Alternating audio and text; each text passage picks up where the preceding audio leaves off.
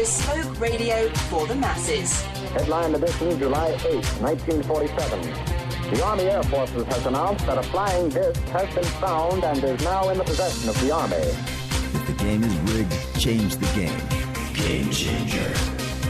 I occasionally think how quickly our differences worldwide would vanish if we were facing an alien threat from outside this world.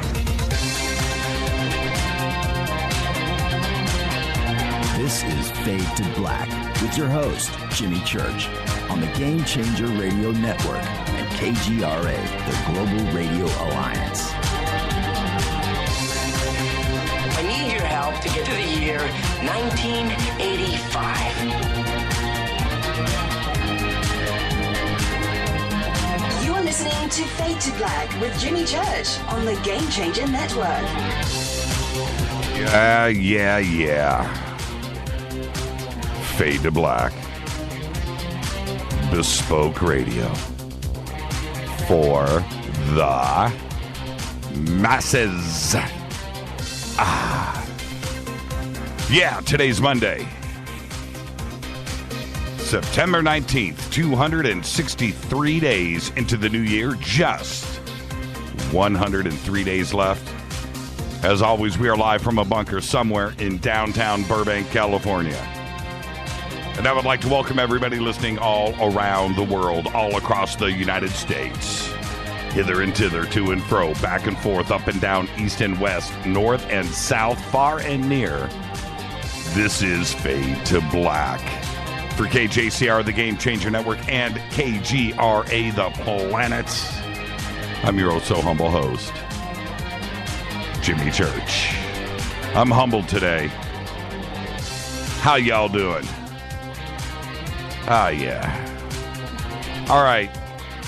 Kind of a different kind of show tonight. One that I haven't done in a while. It's just me. And for a lot of different reasons. But today it's me. Tonight I'm going to do I'm going to recap this weekend because it was extraordinary. On a lot of different levels. And when extraordinary, right? And people use that term a lot. But it truly was. It was an extraordinary weekend. So I'm going to recap the weekend because so many different things happened. So I'm going to talk about all of that. And during the weekend, that was, and it turned out to be fun and great and all of that. But at the same time, we had the events in New York City and New Jersey at the same time. And I'm going to talk about that and why all of this ties together. Okay, that's what I'm going to do. I'm going to open up the phone lines too as well, because I would like everybody's opinions as well. So we'll talk about that and talk about how everybody's doing and feeling. Okay, tomorrow night, right here, the one and only Richard Allen Miller is going to be with us. And we are going to talk time travel because that's what he's working on now. And some other things, too, as well. He's always got interesting stuff going on. And so we'll do that. And Wednesday night, we've got a very special surprise guest that we're tying together right now. And we will announce that tomorrow. Thought we would be ready to go tonight, but we'll do that tomorrow. Thursday night is Fader Night with John Rappaport and his No More Fake Newsroom. Of course, open lines. Friday is Coast to Coast. And my guest over at Coast, live in the studio, by the way, which doesn't happen often over at Coast, is going to be the one and only Steve Murillo. Steve Murillo will be live in the studio over at Coast to Coast. And Saturday on Coast, my guests are Caroline Corey and Ben Hansen.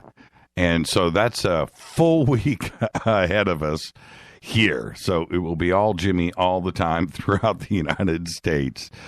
Fade to Black and Coast to Coast. So that's our week in front of us We'll get a day off sometime around Sunday, and then we'll kick off another week of Fade to Black, and here we go again. All right, follow us on Twitter at JChurchRadio. Facebook is JimmyChurchRadio.com, or I think it's just Jimmy Church Radio. YouTube is Fade to Black, and everything is Fade to Black or Jimmy Church Radio. Go follow, like, and subscribe now. You can email throughout the show, and I'll get to as many as I can and read them live on the air tonight. Jimmy at JimmyChurchRadio.com. The sandbox is hashtag F2B. Hashtag F2B. We don't bite. Come and hang out with us. It's already on fire. It is blipping away. Really quick for all of the new listeners tonight on the show. And I do this about once a month. Just let me tell you how we run this show. Twitter, we use Twitter for our conversation piece during the show in real time. And we have, not I or we as in the show, we as in the Fade to Black family, the audience, we figured out a really clever way to use Twitter.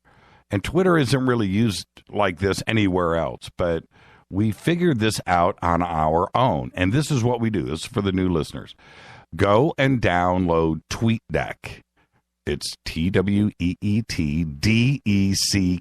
TweetDeck. Go and download it. You can do that. It's a Twitter product. You can go to the Twitter website. Download TweetDeck. TweetDeck is a program that allows you to have, I guess it would be unlimited, but different Twitter conversations going on at the same time, different hashtags. And the program runs automatically. You don't have to update or click on notifications or click on anything. It runs. When somebody posts something, it updates itself automatically. So what we do here is with TweetDeck, you know, you have your different columns. And for us, it would be hashtag F2B and hashtag F2BQ for Fade to Black questions. And then, of course, I have my own feed at J Church Radio. And that's the way I've got TweetDeck set up. I've got those three columns. But I don't have to do anything. It just clicks automatically to my left, and I can see it when it does click, and I'll look over and see what's going on with the conversation. And that's what you need to do, too. Okay, so we have, I don't know how many people participate every single night, but we do thousands and thousands of tweets, and it runs with the show. So you can talk and communicate and question and jump into conversations with other listeners on the show, the producers of the show, the guests of the show, all hang out. Yeah, Barrett just... now, if you go over now and you look in hashtag F2B, Barrett just tweeted out a picture of his screen capture of his TweetDeck. He's got Fader Knots, he's got F2B, he's got his own notifications. He's got KGRA happening, and he's got other columns too, but those are the four that he's got going. And that's what we do. And so when we talk about Twitter, it's very important that it's not the Twitter that you have seen and are scared of because it's difficult, right? And to follow and to figure things out. But with TweetDeck, it opens up a whole nother world. And it's kind of like a chat room, kind of like that, but it's more in depth. Okay? And the conversations go off into threads. It's really, really cool, and it's automatic. Now, if you're intimidated by that, just go and do it. That's all you have to do. Download TweetDeck and get yourself a Twitter account, download TweetDeck, and then come over, use the hashtag F2B and go, hey, I'm here. It's my first time. Somebody help me. That's all you got to do. And one of the Fader Knots, somebody out there is going to take you by the hand and walk you through this. And your life will change. You'll never look back. All right? So I do this about once a month to warm everybody up because they hear us talking about this all the time. And that's what goes on. Now, if you're over in Spreaker, of course, you have the Spreaker chat room, and which is always active. And then we have the KGRA chat room, too, as well. I know there's a couple of other chat rooms out there. There's probably one for iHeartRadio. There's one for TuneIn. There's one for TalkStream Live and the other feeds that we've got going out with syndication. But the main ones, KGRA, Spreaker, and, of course, Twitter and TweetDeck. With that, I'm your host, Jimmy Church. before I get things fully started, we did the David Icke show. That's the best way to call it because that's what it was. This weekend down in Irvine, it was sold out. I'll get to all of that in a second. So we did that. We had a pre-show party on Friday night. And and if you want to see pictures of that, there's plenty of them posted over on Facebook, and you can check those out. I don't have time to tweet pictures tonight, but if you guys, anybody out there wants to go over to my Facebook page, you can grab pictures and post them in Twitter. All right. Rita is under the weather tonight. She is not with us. She may, because I'm in the bunker. I'm locked in. I'm closed in. I don't know what's going on outside of the bunker right now, but Rita may pop in tonight too as well. But I don't have her assistance tonight. So if you would like to go over and grab stuff off of Facebook and post them as I'm speaking about things, which includes the David Icke show itself, you can grab it and post it, and I'll retweet it. All right?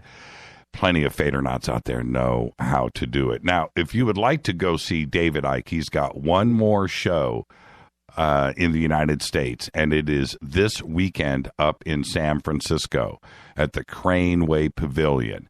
All you have to do if you want to go see David, and there are tickets still available to that. That's a much bigger facility up there than what we did this weekend. So tickets are still available up there for that. And go and click on the banner over at jimmychurchradio.com. It'll take you over to the David Icke page, and you can purchase tickets and go. But do go and see Icke. Now that I've witnessed what I've witnessed, go and see David Icke. Don't screw around. Just go and do it. Okay. Oh, man. All right. The first picture just got posted up. Holly Cook. I'm going to retweet this. I've got to. That's a picture of Lori McDonald and myself on our back patio. Now, if you look really closely in the picture, look up above my head to the left. What do you see? We're standing in front of Javier. We're standing in front of a Fade to Black banner that that you unfold and stuff, and it was brought to us as a gift. So we put it out on the patio just to look at it for the first time, and suddenly we started posing in front of it. Don't think that I just had that and I put it up on or Rita or whatever, put it up on our patio. That's too vain. We just unfolded it at that point and put it up. That's why it's there. So save your comments on that. And, okay, these are, okay, I didn't want to talk about this just yet. Okay, well, thanks, guys. This next picture, all right, I'll retweet that. This is from Mark. This next picture, that's Paul.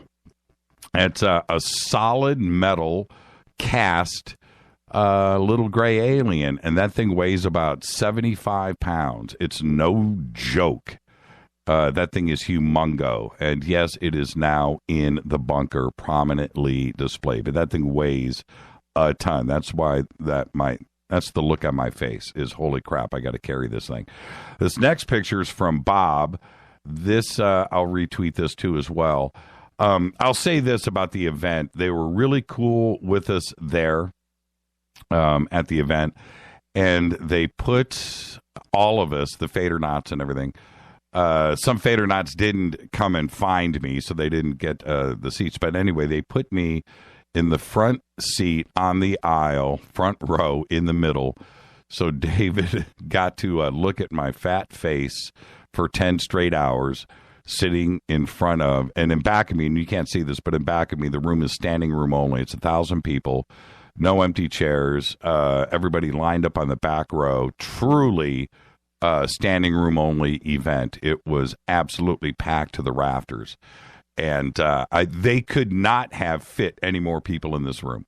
And it was a very, very big room, large. So, but anyway, in this huge audience, they put me front and center. And there you go. So that's where I sat for 10 straight hours. I stuck it out. I did it because I had to and I wanted to. It was an absolutely amazing event. But that's a picture that I took. I actually took this picture And that was the encore. That was hours 9 and 10 right here with the OMG thing. Okay. Oh, more pictures. Okay, there's Joyce. There's I just said it, Joyce. Joe White and myself with Paul. There you go. That was right before dinner. There's more. Okay, Mark Tarana. Let me retweet these. Okay, now I'm getting ahead of myself. I didn't want to do this yet, but I have to so people can understand. This picture of David Icke and I is after the show. As you can see, we're standing on a bed. See the headboard? We're standing on a bed. And we're enlightening. And that's after the show. But I want you to look at what's great about this picture. It's not the lamp, right? It's not the pillow. It's not any of that. Look at David's face. Look at that smile. That's genuine. That is a cool dude. David Icke is one spot-on guy and gracious enough to hang out a little bit after the show. Thank you for posting that picture. We have more, but this next one, yes, I'm lining up the shot glasses, yes, and you know what that's all about. And that was the beginning of the night. This is this next shot from, I don't know who posted this. This is dinner. Look at our table.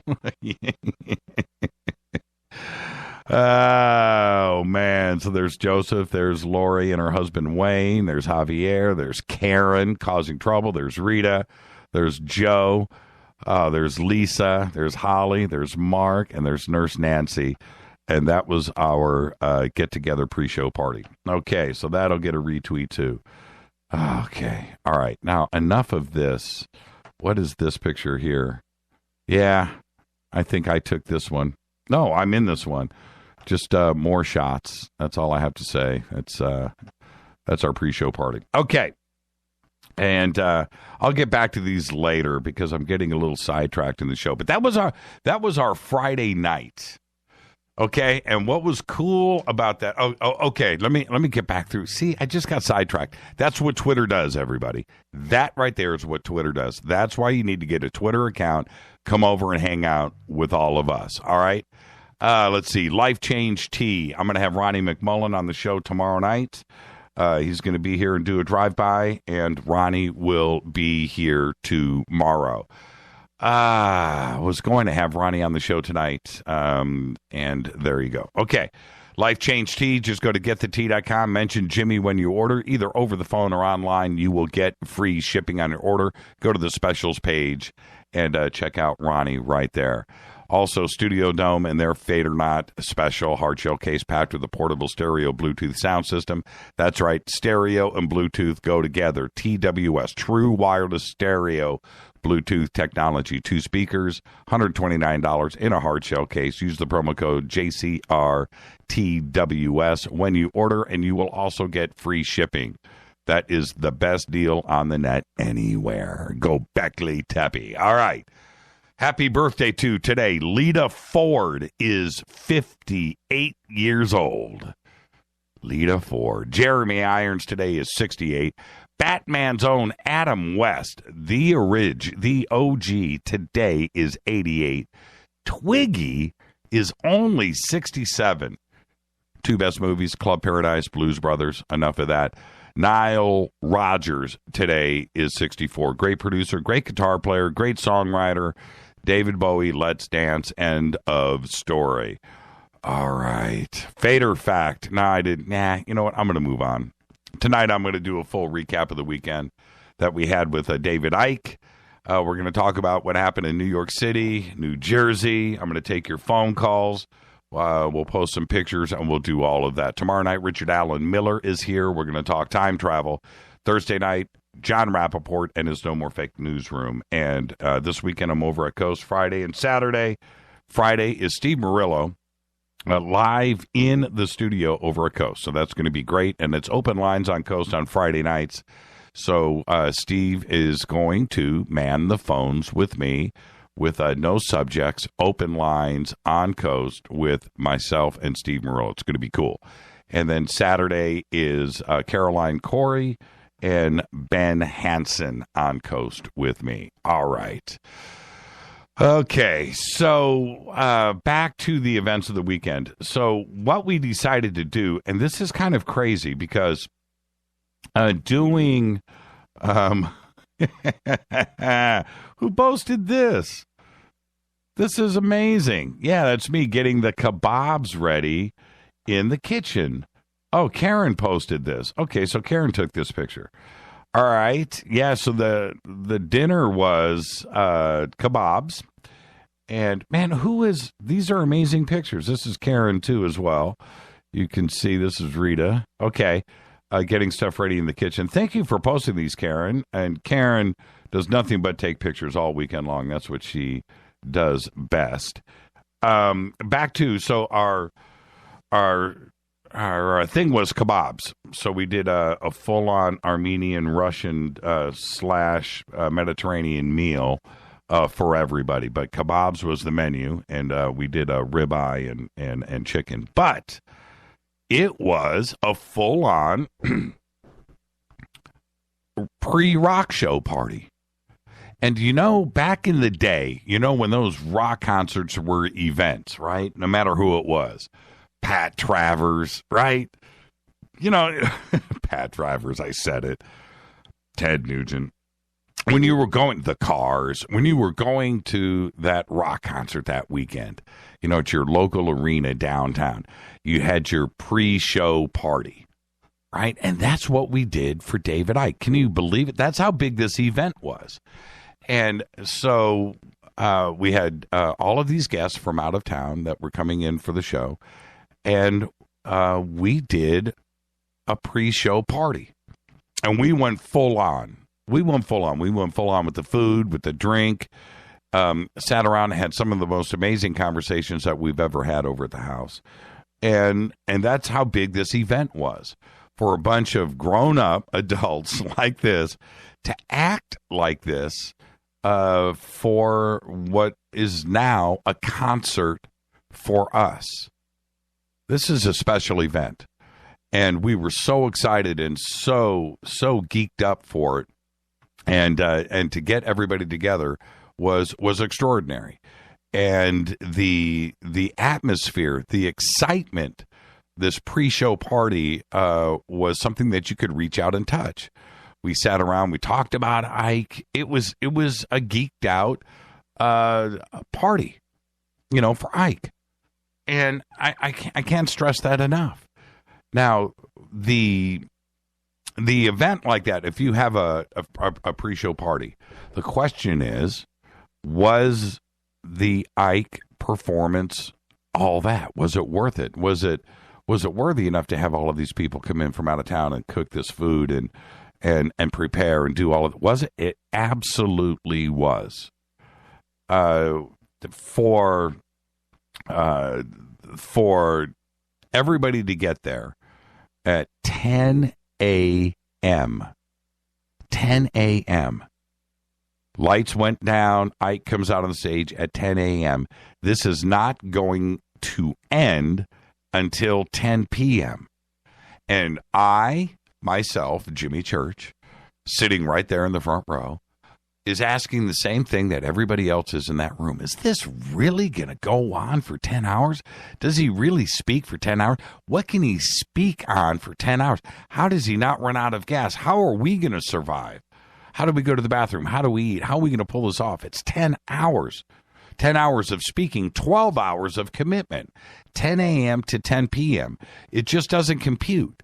Your brain doesn't work that way. And it not only was it a 12-hour event, 10 hours of speaking.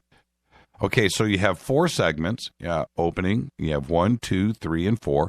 That means you have 3 breaks in the middle of those 4 segments. The first break was a half an hour. Second break was an hour.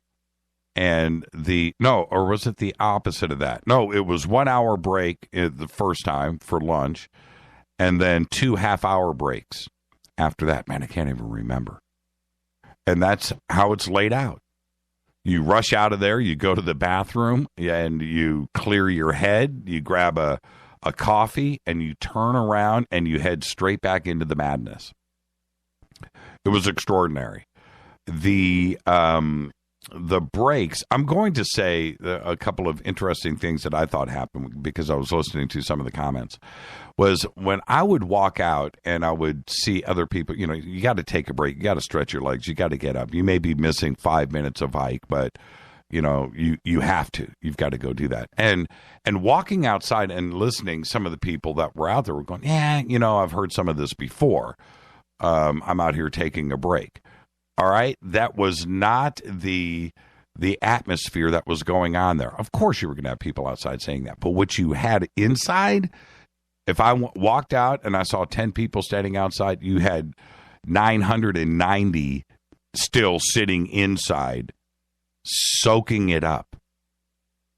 Just imagine that.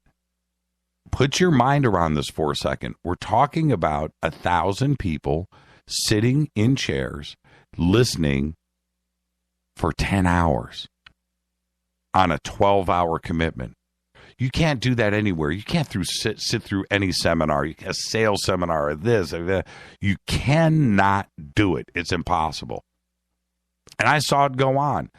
And I'm going to say this. I, Jimmy Church, sat there too. I sat there for 10 hours. I got up to go to the bathroom, and that 10 hours of David speaking, maybe 5 or 6 times.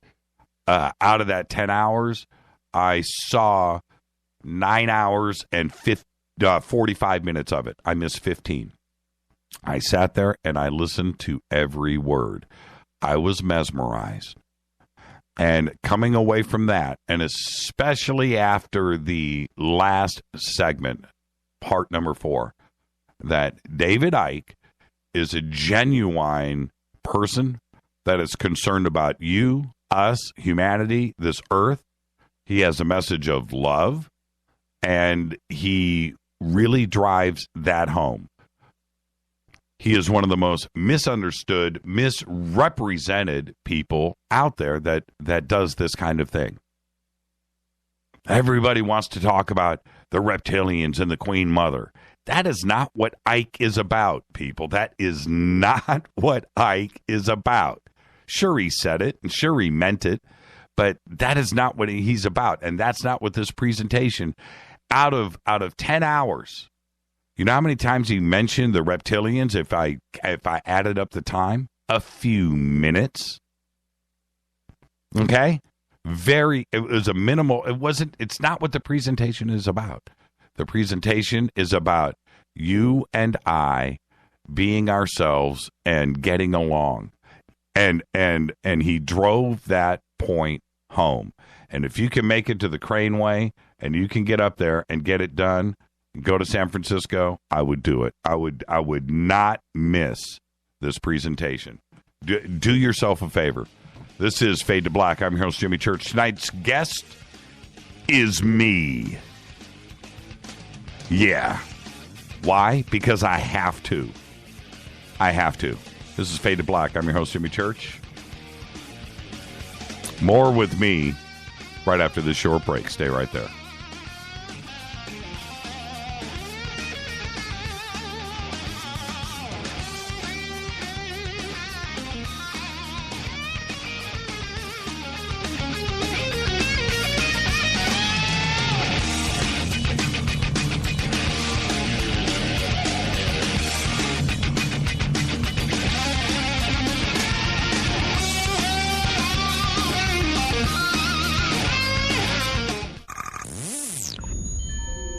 You're listening to Jimmy Church, Fade to Black. Fade to Black will now pause for alien identification. The station that talks the net. KGRA Radio. What's up, revolutionaries? It's me, Jimmy Church. Do you have an IRS or state tax issue? Well, I did, and I called national tax experts. My problems were fixed, done, fini, and man, I gotta tell you, it was a relief. National Tax Experts are a recognized tax office that services clients in all 50 states. Doesn't matter where you live. Give them a call. I'm telling you, they take the time to understand each and every client's individual financial status as well as their financial goals. And that's exactly what you need, my brother, when you're taking on the evil three-letter. So, seriously, give them a call today at 1-877-909-5444. Again, 1-877-909-5444. Or go check out their website, www.nattaxexperts.com. That's NATTAXEXPERTS.com. Tell them Jimmy sent you. Hi, folks. In a world of GMO, genetically modified organisms, that is, chemicals, processed foods, and a healthcare system that's unraveling like a cheap suit, it's time to prepare. God created herbs, and herbs help man. Our body can heal itself, just sometimes we need assistance. You need some help? GetTheTea.com. That's GetTheTea.com. Our mild detox is quite powerful with its unique blend of 8 different herbs. And if you're looking for more, our non-GMO supplements will help you with different needs you might have. Health should be a top priority. Take care of your health naturally. Log on to GetTheTea.com. That's GetTheTea.com. Give your body a treat. Let the herbs do their thing naturally. Read all the testimonies on the website, GetTheTea.com. That's GetTheTea.com. Sickness and viruses are like intruders, and herbs are like warriors. Let the tea work for you. That's GetTheTea.com. 9 out of 10 geneticists agree. Fade to Black is not your father's radio show on the Game Changer Radio Network and KGRA, The Planet. Hi, this is Chase Kletzky with Fate Magazine Radio, and you're listening to Jimmy Church and Fade to Black on the Game Changer Network and the KGRA digital broadcast station, where the Fade or Nots rock. Hi, this is Rob Reiner from Anvil, and you're listening to JimmyChurchRadio.com. What's up? I'm Chris. What up? This is Kyle Massey, and you're listening to Jimmy Church Radio.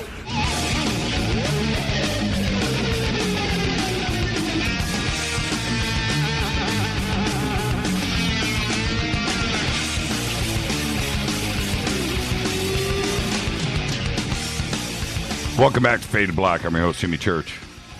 Follow me on Twitter at JChurchRadio. I don't know where everybody's getting these pictures from. Some of these I have not seen. Most of them I have not seen. You guys are doing a good job. If you want to check out the pictures of the weekend, go and check it out. Hashtag F2B in Twitter. All right. One of the things that I came away from with David Icke this weekend is just how misunderstood he is. And he spoke about it, but he is so misunderstood, right? And I think that even for the people in the audience that had never heard him speak before, they were expecting something else, and they get this presentation. And David opened up. He opened up. He definitely showed everybody there exactly where he is coming from. He backed it up with lots and lots of quotes from different philosophers and researchers and scientists. Multimedia presentation, which he spoke about last week on the show here, that I forget the number, but it was like 1,200, 1,500, 2,000 slides and film clips. Yeah, he certainly did that, and it didn't seem like that many. And then when you think about it for 10 hours, but he opened up and showed us a side that I don't think everybody expected. And he started off the presentation when he came out, and at his age too, by the way, to stand for 10 hours and speak for 10 hours with such clarity and conviction, it was mesmerizing. And I could not pull myself away from it. I could not. I sat there and listened to every word. And before you think it was a commitment or how can you do that, how it was that great. It was great. It was unbelievable. Now, he went through. He did 4 different sections on the show that I referenced earlier. And this was the presentation. Well, I'm not going to go through it word for word. Trust me, that's not going to happen here. But he set it up in phases. And what ultimately, I'll give you this recap in 10 seconds. He set up why he feels that we are being controlled and how technology is taking us in that direction. Now, before you think it's some sensationalistic science fiction thing, no, it wasn't about that at all. Okay, it was about technology, our children, the school systems, the mass media, how things are fed to us in a certain way, not only through corporations and the banking system and who they are. Okay, and who's running that? I'll get to more of that in just a bit. But how that in turn has influenced us to turn us into and against each other who we are today, right? And how we can overcome it and how we can prevent it and how we can stop it. And that was the closing. And to see it done so effectively and so thoroughly and so comprehensively was astounding. Okay, now I'll give away a couple of things that he has touched upon with me in the past, but ultimately it is an unseen force that, in a general sense, is the archons, and how that is the influence that, because people want to talk about the Rothschilds or they want to talk about the Fed, and certainly the Feds, the federal banking system and corporations and Monsanto and Bayer and so forth. We can, yes, but that influence comes from above. That's what's affecting them, going into the media and everything else, and then back to us through so many different means today that are all around us, and then coming into and throughout the singularity and technology and Google and the internet and so forth, and our cell phones and through to our very soul and being, and how we are being distracted. And it now this is the thing. This is where I need to go with all of this. His presentation are the exact concerns that I have on this show every day that I speak about. And to have him, and this is what's so important here, to have him back up and solidify the way that I feel personally and the way that I talk and project myself on this show was reassuring. Because David and I don't have a plot. We don't speak together and we're going to do this together. No, that's not it at all. But I have felt these things that he is speaking about. I have felt, I've done my research, and I know that how I am affected personally, and I see what's going on around me and my world, and he is exactly 100% correct on every level.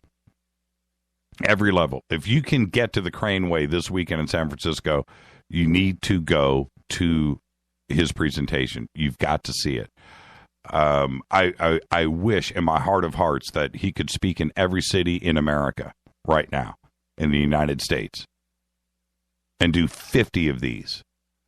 It's so important that for everybody that was there this weekend that I saw, and last weekend in New York, and certainly this weekend in San Francisco, is to take Ike's information, absorb it, understand what's going on, right? And speak to your friends, speak to your family. Yeah, and not in a direct way, not to preach, but just about understanding who you are. Find yourself, be happy, and go and do that, and be a rebel, and project that. That's all you've got to do. One of the things that he spoke about, and he spoke about this last week on the show, is this, and I want to reiterate and reproject this, is our children, when we take them to school, are not taught how to be themselves. Be themselves. Go and be yourself. Whatever it is that you want to do, whatever it is, go and be yourself. That's not what they're taught. They're taught to conform, and we know this, and to get through school somehow, and that by getting through school, you're going to, and then get out of school, get out of high school, and go to college, and that you have this goal, and to be this achiever, to go out and become part of the system. And then when you go and do all of that, and you get out and you go work for some big corporation, probably selling insurance somewhere, or just in some cubicle, and you're going to go achieve. You're going to go buy your house. You're going to go buy a better car, and then you're going to sell that house and buy a bigger house, and then you're going to buy another car, and then you're going to have another car, and then you're going to have a 3-car garage, and you're going to go achieve.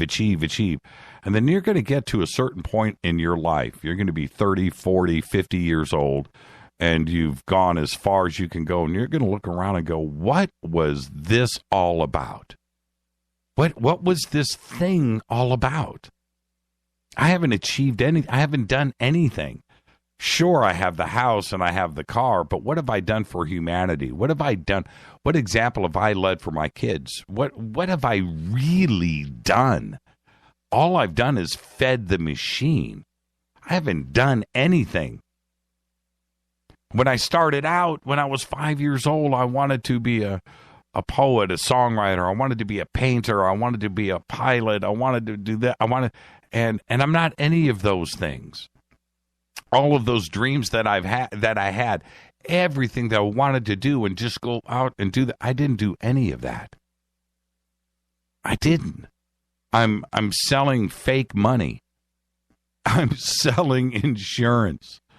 What am I doing here? And now, this audience that's listening to me, you guys kind of get that. I know you do, because I speak about this all the time. I do. But what does that really achieve? Surely you're not hungry, you're not starving, you're going to have that house and thing. But what does that do? Because if you look across this country of 350 million people, and 250 million of them are working, how many of them are doing exactly as I say right now? How many? It's gotten so out of whack, our very existence, so out of touch, that all of those creative things, and I'll give you a couple of examples of creativity, of advancing and things. I'll just give you a few examples. Cars, working for a car company, right? Well, what do you mean by that, Jimmy? Well, look, going out and innovation and creating and being part of that industry and having an output on the other side. Maybe it's watches, maybe it's jewelry. Being part of something and creating and having something crank out on the other side. Television sets, radios, music, guitar companies, things, and working for those companies, and where you have creativity and input and cranking stuff out on the other side. Sure, that makes us all consumers, but at least we're doing something. Today, it's not that kind of party. Today, it's feeding the machine of working for things that are software based. You don't even touch, and or telephone sales and insurance and money. That's the company now. That's where all of the jobs are. And I'm not saying that there isn't a place for that kind of creativity, because there certainly is. But we've lost touch with ourselves. There isn't a goal. And that's it's how things, I don't know when and where it started exactly, but it certainly started going south in the 70s, went further south in the 80s, went really south in the 90s and in the 2000s. And today, I have to say, as I look around, where is everybody? Where are the jobs, and where's the fun, and where's the creativity, and what makes you want to find your bliss and get up in the morning and go out there and do that? It doesn't exist anymore. It truly doesn't. And so out of that comes this frustration. And not only frustration, but it causes that angst and anger, and then you feed that fire with the negativity of world events, and it's a perfect storm of madness. It's this thing that we can tell is going on. And we don't know. We don't know how we got here. We don't know. We don't see any end in sight. And the people that listen to this show, what they truly get is, what are we going to do, man? We got to stop this madness. So we get it. We do. The rest of the world, they just don't know. And that's why not only this show, I guess there's a couple out there like it, but and David Icke's message is so important to force us just to step back and go, wait a minute here. We can't continue on with this hate, this blatant hate and hatred, and feeding this, because I'm telling you, and I'm not some crazy guy, right-wing, left-wing dude. I'm not any of that. I'm the guy that says I walk around with flowers hanging out of my pockets, because I do. But we seriously have to stop and take a deep breath and look to the left and look to the right and go, you know what, man? Honestly, I love you. I don't care. I love you, man. We all start out. It doesn't matter when babies are born.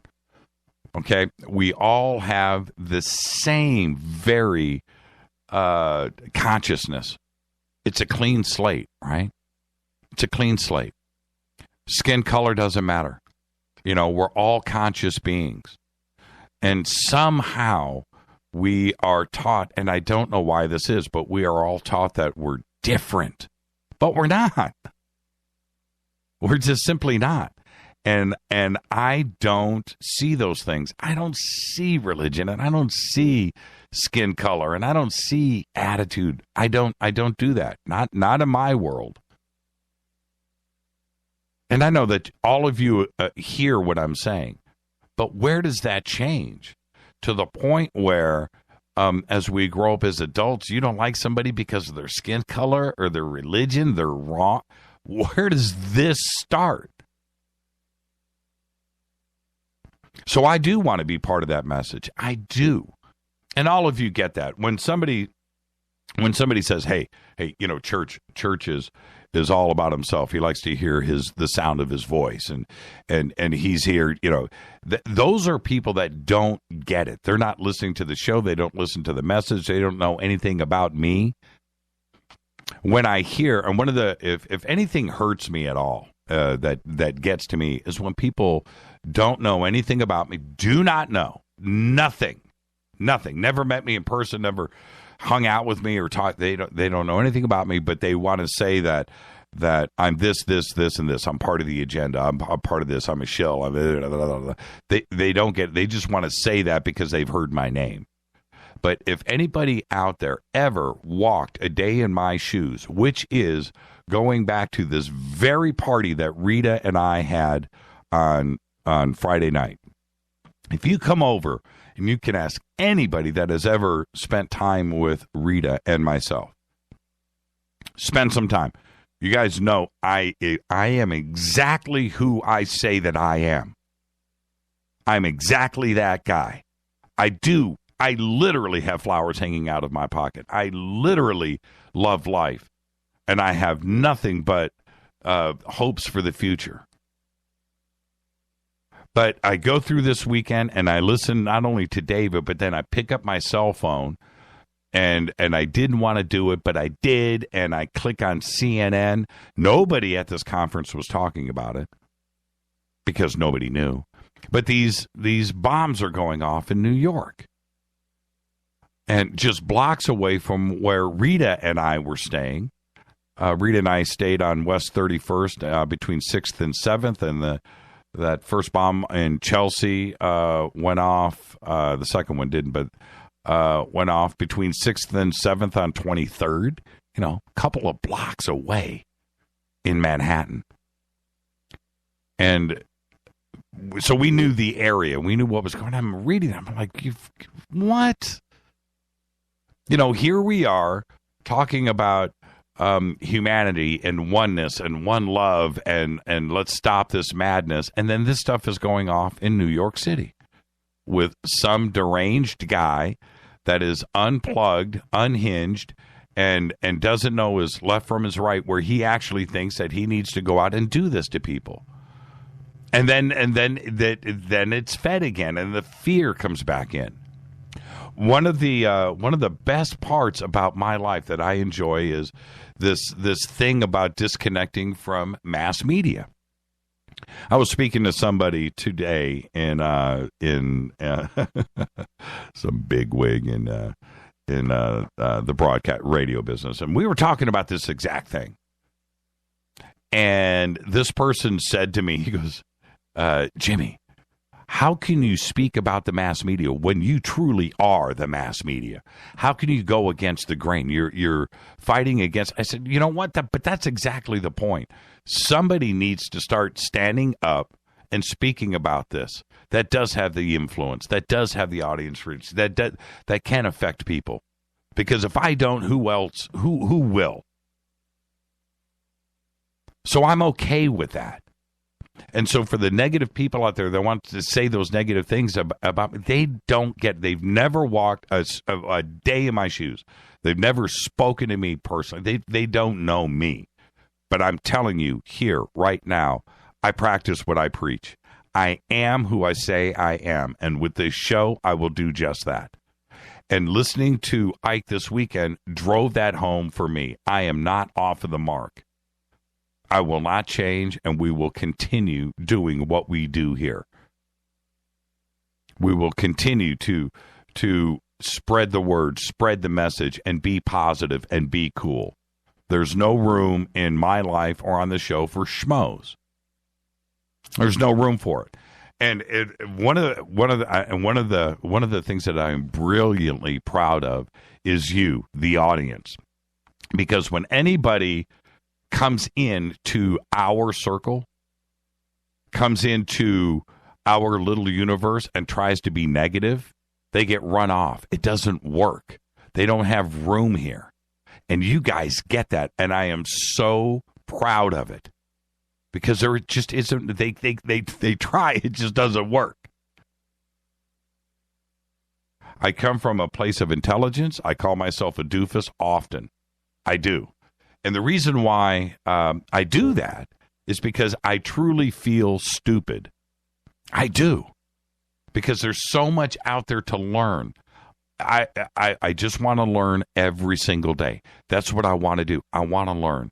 If I won the lottery tomorrow, this show may continue, but I'll tell you what I would do right now. I would go back to school. I would go back to school for the rest of my life. That's what I would do. I would go out and discover things and learn. That's why I call myself a doofus. But I do come from a position of intelligence. I'm not a dumb guy. I see what is going on. I am not going to put my head in the sand. I'm not going to choose to ignore things. Okay? I'm not. I realize how screwed up this world is. I do. I'm not stupid, but I will continue to walk with those flowers hanging out of my pocket. I'm not going to give in to the man. And this thing that went on in New York, which I'm going to address after the break, this thing that went on in New York, It's exactly what I fear most, which is the fear. That's why I just don't do it. I don't watch the media. I just don't do it. And I'm a better person. And the second that happened this weekend, and it made me so angry that I went to CNN and MSNBC and RN and went through and was reading the news on this because it completely bummed me out. And I felt my body turn in the other direction. I'm like, why did I do that? Why? You know, I don't need to hear it. I'm out here in LA. I don't need to know about it. But I did it, and it changed my focus. And I realized right then that I'm right. I am spot on the money. That fear porn and what is going on out there is out there to change us, change our consciousness, to drive us in another direction. And that's why I'm speaking about it now. Because if I ever needed proof of why my message is good, why Fade to Black is good, why Rita is good, why we are good, why you are good, is because we are totally in a different mindset. And I know that I'm not supposed to do it. And I did. It was like a laboratory experiment. I've confirmed it again. I've confirmed it. What is the use of me reading? I mean, what succeeds there? All it does is feeds that fear and forces us to think in another direction. Not to say that we don't need to know about it, but not the way that they project it. It's Fade to Black. I'm your host, Jimmy Church. I got something to say tonight. Really, really glad I am able to do this. I'm going to take a break right here. I'll see you on the backside. This is Fade to Black, bespoke radio for the masses. My guest tonight is me. Love all of you. This is Fade to Black on the Game Changer Network and KGRA, The Planet. More with me right after this short break.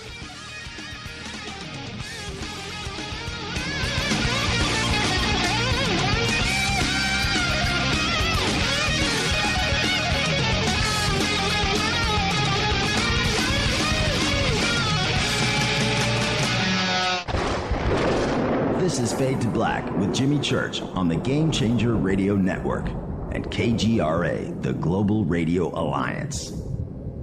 The station that talks the net. KGRA Radio. Hello, I'm Katie, and you're listening to my main man, Jimmy Church, on jimmychurchradio.com. Hi, this is Ray Hobbs here, repping the planet, and you're listening to my good friend, Jimmy Church, Fade to Black, on the Game Changer Network and the KGRA digital broadcast station. Fade or not, things are never what they seem. For the past century, forbidden subjects such as UFOs, backward engineering, human abductions, secret space programs, underground bases, suppressed free energy devices, and other fantastic notions have tested the human mind, forcing it to decipher fact from fiction. Chronicling what he calls the alternative narrative, author Brad Olson gets down to the middle of it all in his best-selling book, Future Esoteric, now released in a second edition by CCC Publishing. And now, you can get Future Esoteric at a special price, plus another free book by just using the promo code Jimmy when you check out. Just click on the Future Esoteric or CCC Publishing banner at jimmychurchradio.com. Go Beckley Teppy. Uncertainty has become the talking point when it comes to financial markets. One thing is becoming certain: safe haven assets. Hard assets are now becoming the choice of informed investors. The most recognized and valued hard asset is gold. The highest performing asset this year is gold. Trust gold to protect and grow your IRA or 401k. Central banks and billionaires are doing the same thing. Choose a more stable asset that has tremendous upside potential. As these uncertain times threaten the markets, your decision to reduce your exposure exposure to these markets before further negative effects to your portfolio would be well timed. Call 1-800-GOLD-IRA to transfer your existing IRA into an actual physical gold and silver IRA. American Bullion is the pioneer of gold IRAs. They handle all the details for you. Call 1-800-GOLD-IRA to get prepared. Start protecting and growing your IRA and 401k before the next crash. American Bullion. 1-800-GOLD-IRA. This is Toby Kebbell. You're listening to JimmyChurchRadio.com. Don't hurt me, Jimmy. I'm only little. Hey, I'm Adrian Grenier. And this is Ari Gold. We're the Honey Brothers. Yes. We are of the Honey Brothers. Hey, I'm Adrian Grenier. And I'm Ari Gold. We're the Honey Brothers. And you're listening to Jimmy Church. The Revolution. What's up, Fadernauts? Studio Dome loves Fade to Black and the F2B audience so much that they have put together the ultimate stereo Bluetooth system. They've done it just for you. Man, check this out. The Studio Dome SBB2 stereo system is here. It's featuring 2 Studio Boombox 2 SBB2 wireless Bluetooth speakers, packed in its own custom hardshell case. This Studio Dome system features the very latest in stereo Bluetooth technology. The 2 full-range boomboxes are in true wireless stereo. You've got to hear this. It's amazing. It's just $129 and use the promo code JCRTWS and you'll also get free shipping. It's simple. Just go to jimmychurchradio.com, click on the Studio Dome banner. Go Beckley Tepe. This is Micah Hanks of the Gralien Report, and you're listening to Jimmy Church on Fade to Black, across the globe on the Game Changer Radio Network and the one and only KGRA Radio, The Planet.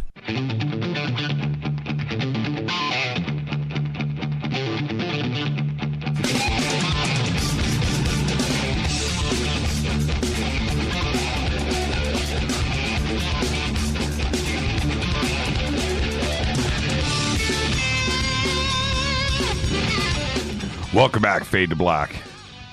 Special guest tonight, me, because I can. Tomorrow night, Richard Allen Miller is going to be here. Wednesday night, special guest. We'll announce that tomorrow. Surprise guest.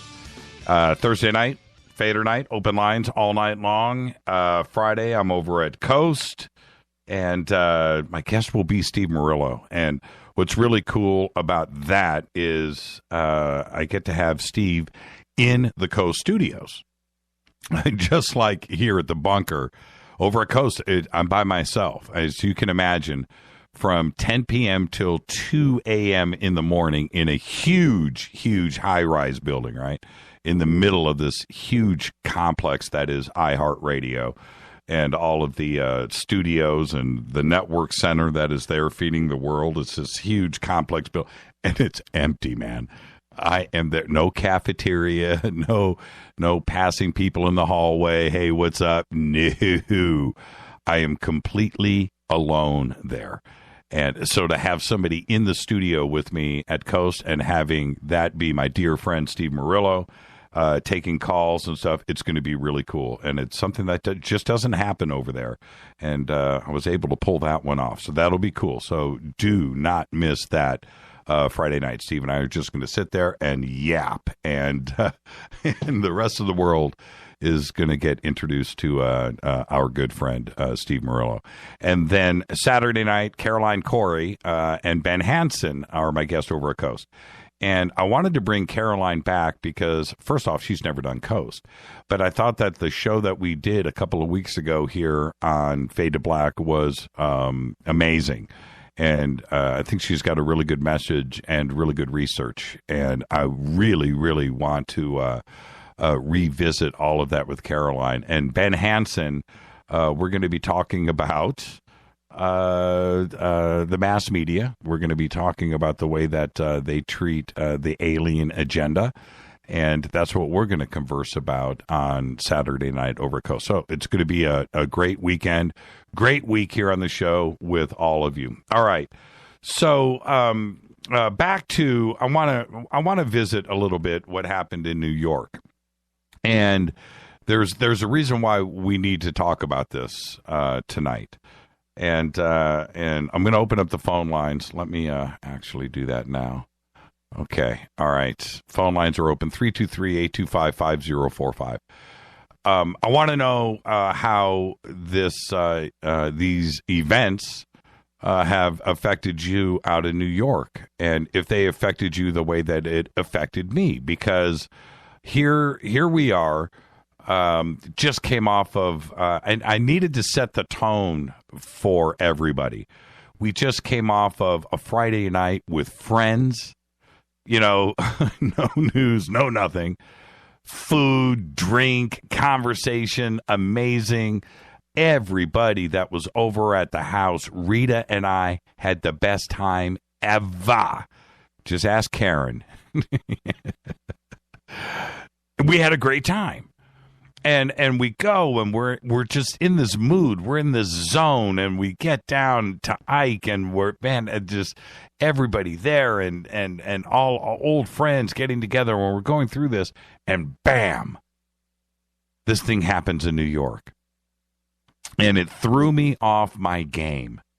It truly affected me. And I was in the zone, people. I was in the zone. As you can imagine, when like I said, this is like a rock concert thing where you're hanging out with your friends and you're having a good time, and everybody is just on a mission. And this thing happens in New York. This guy, Ahmad Khan Rahmani, who they caught today with a police shootout, nonetheless, okay, in Linden, New Jersey.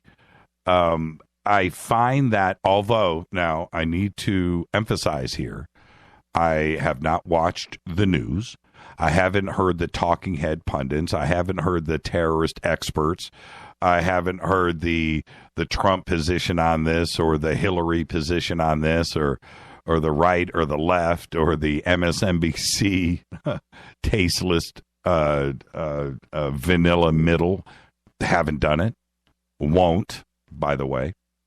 I have collected what information I can, just dealing with the facts, but I choose who and how I collect my information, so I'm not influenced by it. But I did.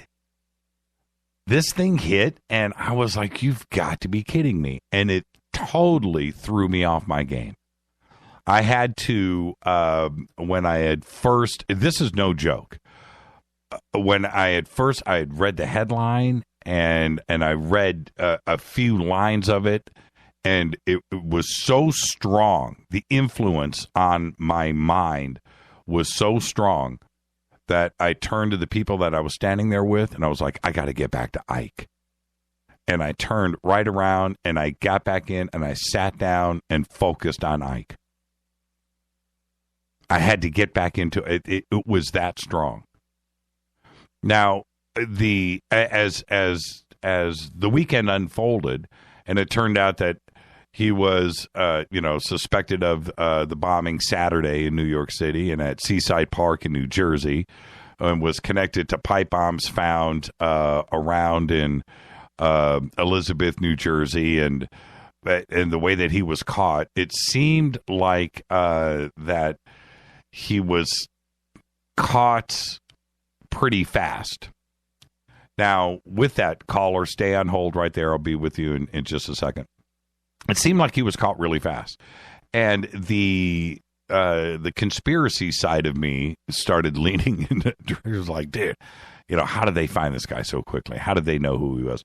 They're talking about a fingerprint, and then boom, he gets identified in a shootout, and they catch him. But before you jump into that conspiracy side of things, maybe it just played out the way it was supposed to play out. That it is being presented. That's a possibility.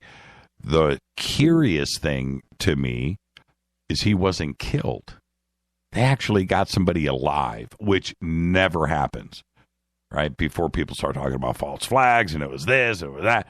Nobody died in this. Nobody died in the Chelsea stuff. 29 injured, 29 released from the hospital. The other pipe bomb that went off at the marathon, nobody injured there, right?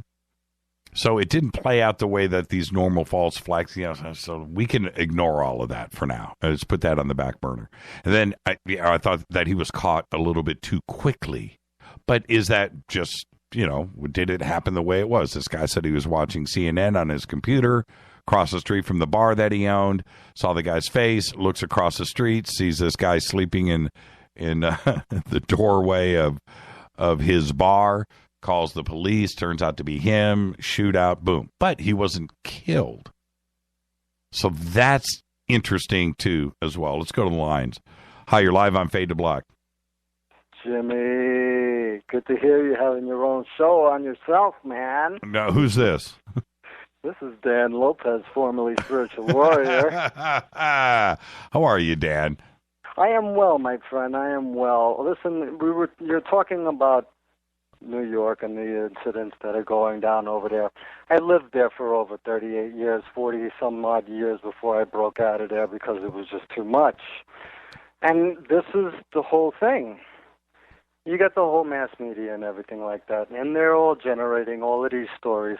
To me, it almost seemed like it was a slow story freaking weekend or situation because here are things like this almost happen all the time, Jimmy. Yes. Out here. Yes. All the time. Yes.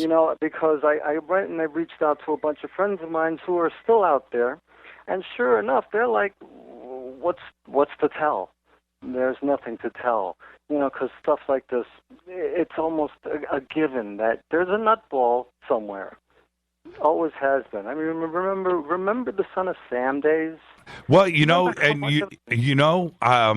bring up a really, really, really good point. I went back and I went through the news. This is I didn't do a show on this, but I almost did. You bring up an amazing point, Dan.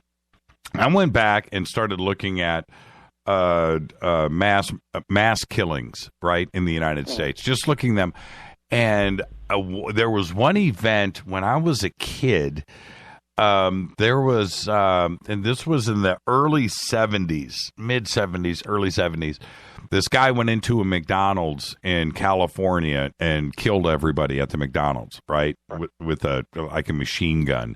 Right. And so that, and going back through that, and I remember it being on the news. I remember it going down. I remember asking myself, I was a kid, I was probably 10 years old when that happened, or 11 or 12. And I was that age group, maybe a little older.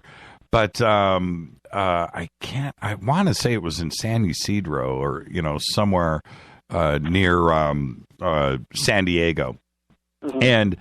And so I went back, and as I started to look at all of, you find lots of different examples of it, and we're a little blind to it now because of the way that the news hits us today. But for instance, not to cut you off, but for instance, not too long before, I think it was right after that, maybe months after or a year after, you had the guy go postal in the postal. Oh, right. He had a fit on his job. I think he got laid off or whatever. Took out a machine gun and just started blowing up people in his own place. Mm-hmm. The guy worked there. And this was just a solitary incident. And and the thing went nationwide. I mean, it's a statement that everybody uses. He went postal. Well, the question that I have for everybody, Dan, is what do we do about this thing that we've slowly gone in this direction that we have, but now here we are today, where this is a reality for us. What do we do to change it? What would you do? You see, now the thing is, and that's a great question, because this is what we want to do, is we want to bring solutions to the situation. The number one thing we have to do is say that we're aware of it. It's no longer like something that we are not aware of, that we're ignorant to. Okay, we understand that this is being played out, and it's happening, and it's being aggregated throughout the masses, through the media, into the public, and it's fed to us via propaganda. So what is that generating? Fear all across the globe. And what does fear do? it stagnates you. It stops you from freaking having any decent analytical thoughts that come to your head. So you start thinking improperly, unhealthily, So all you can think of is, well, what about my kids? What about my wife? What about my job? What about this? What about that? Instead of saying, this got to stop, and how do we actually go ahead and get everybody together and start coming up and talking to each other and saying, what can we do? And start taking it little by little in the small groups and then bringing it up into the larger groups. We're not going to be able to fight this from the system that's already generating this problem. And you know what's funny, and you're absolutely right. This is what is hilarious to me. I mean, absolutely comical is why the solutions to everything are so basically simple. We spend so much money on the military, so much it goes into that, and why we don't slow down. That's the first thing. But take a piece of that money, a piece of the profits that the 1%ers are making. The amount of money that a hedge fund guy makes is ludicrous. What's her name that just was running the program over at Wells Fargo, right? She's going to retire this year. She's 54 years old. She's going to retire. Do you know what her retirement package is, what she is guaranteed when she retires in a couple of months? Are you sitting down, Dan? $128 million. Who on earth is worth $128 million? And then somebody that just committed crimes to 2 million innocent people, creating bank accounts and charging, and we're going to reward her with $128 million. What is wrong with the system? Take that $128 million and go build some schools, go hire some teachers. So back to my point. Taking a fraction of all of this money from the 1%ers and from the military budget and dumping it back into this country and hiring 100,000 teachers and that will teach our kids the reality of life and what is important and how to love one another. Let's do that. And you know what? And that's how we effectively. But nobody talks about doing that. Why?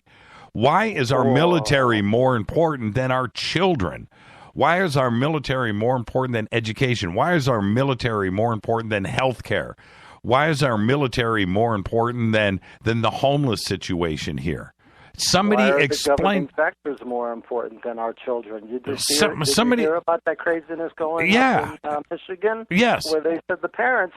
So they said to the parents, "Your rights don't matter. We need to have boys in the same safe place as your girls." Wait. Why? Somebody explain to me why this madness is okay. Because it's not. It is simply not. We don't need any more frigging aircraft carriers.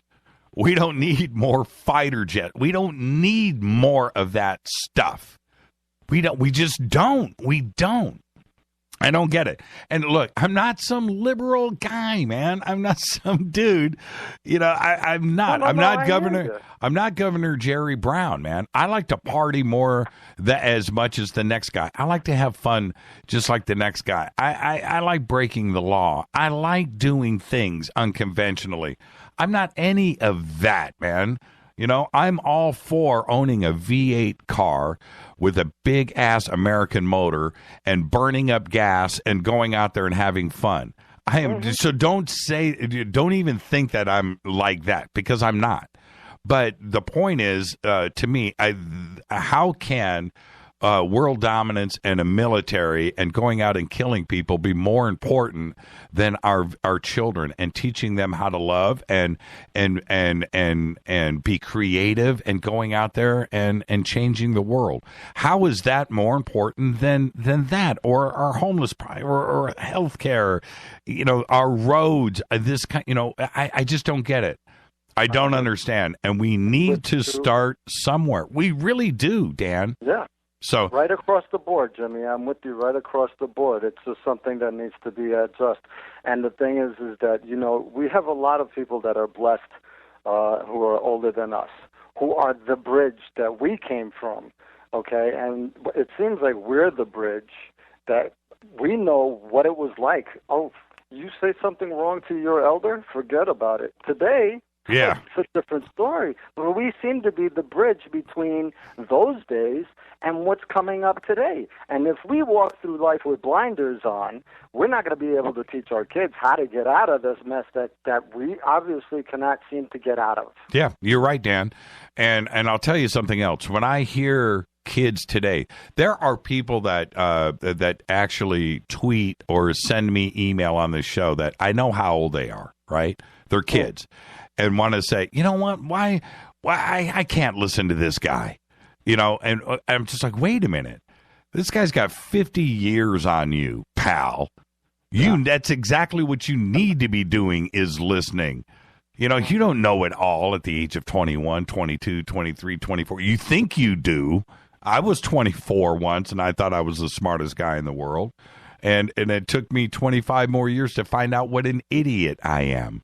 So, hey, Dan, let me get to the rest of these calls. Thank you, my brother. And Great talking to you, Jimmy. Much love, Dan. Much love.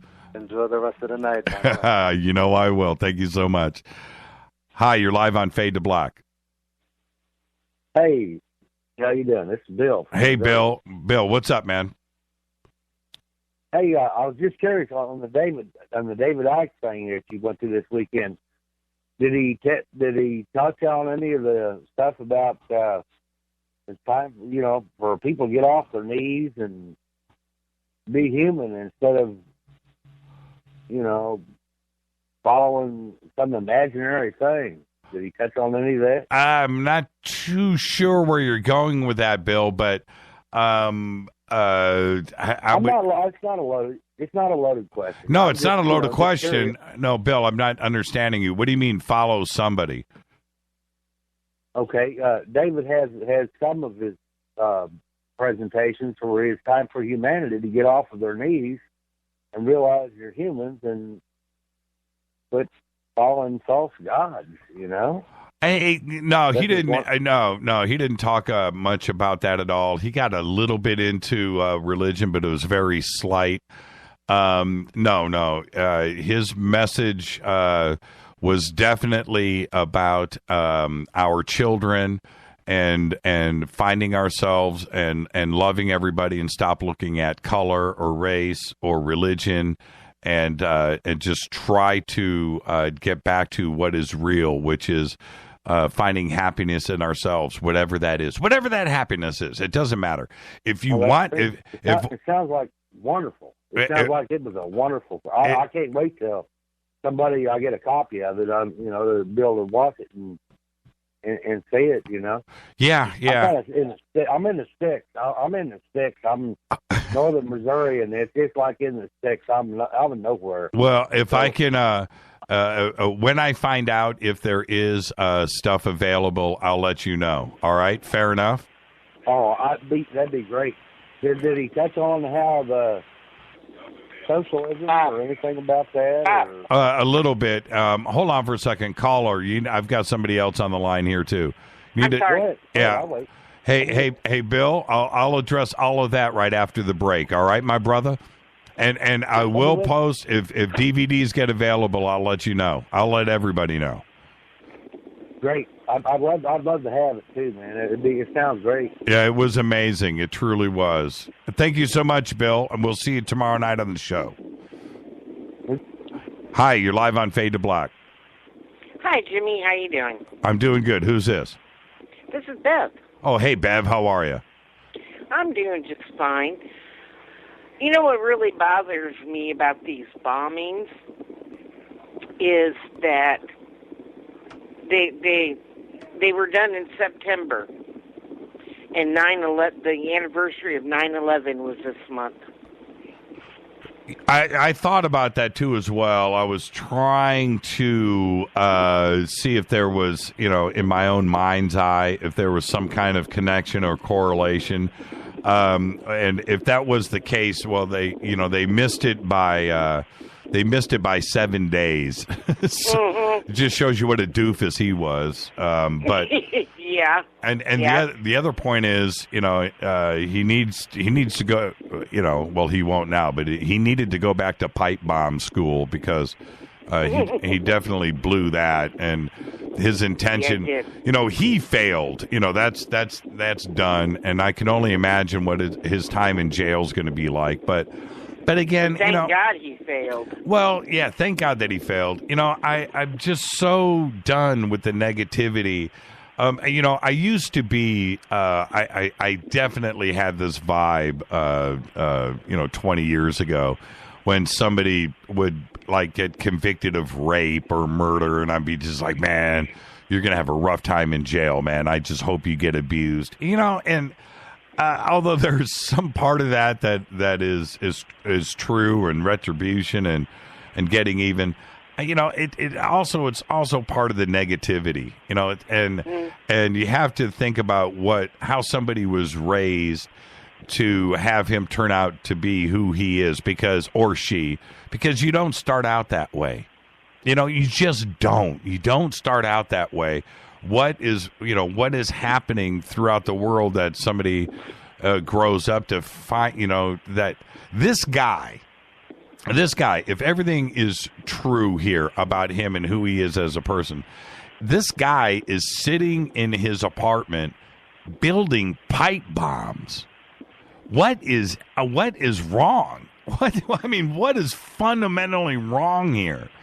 That's what's going through his head to want to kill people. Well, and he's not the only one. What is going on? There was a time, believe it or not, there was a time in with us, with human beings, where we didn't go to war. It was thousands of years ago. Yeah. But there was a time when we just didn't do it. And where do we run this thing off the rails? So, hey, Bev. And for us to be getting involved in the Middle East, that war has been going on for so long, for centuries, since biblical days. But when they bring it over to our soil, that's where I have a problem. Well, and we need to figure it out. I don't have all the answers, Bev. I don't, but I just have to say that one of the things that I love about being a human being, and certainly being an American and somebody that lives in the United States, is we're supposed to be above all of that. We were told to live a certain way, and I'm talking about us in our age group, our generation.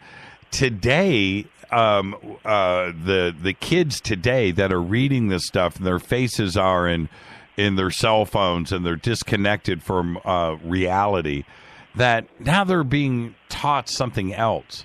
That it's okay to be racist, that it's okay to not like somebody. It's okay. We need to separate. We need to we need to stop bringing immigrants into this country. We need to stop helping people. We need to stop doing.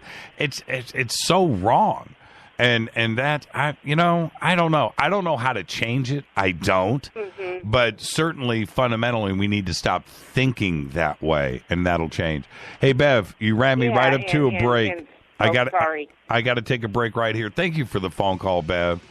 Well, thank you, Jimmy. See, you enlighten everybody. You're a bright ray of sunshine, Bev, and don't you ever change.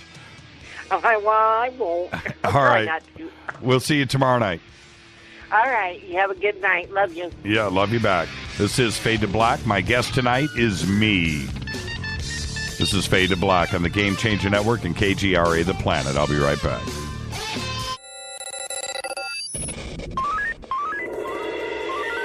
Way out here, we listen to Jimmy Church. You're listening to Fade to Black.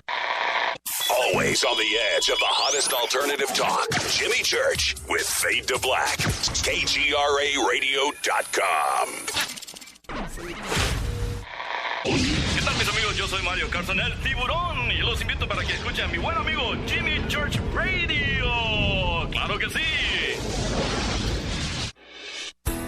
Attention CPAP users. Stop the insanity and torture of your CPAP mask. Don't you hate the skin irritation and terrible leaks? Jump on the CPAP Pro train, invented by an actual CPAP user that became so frustrated with CPAP masks. Are you ready to try something new? With absolutely no straps or headgear?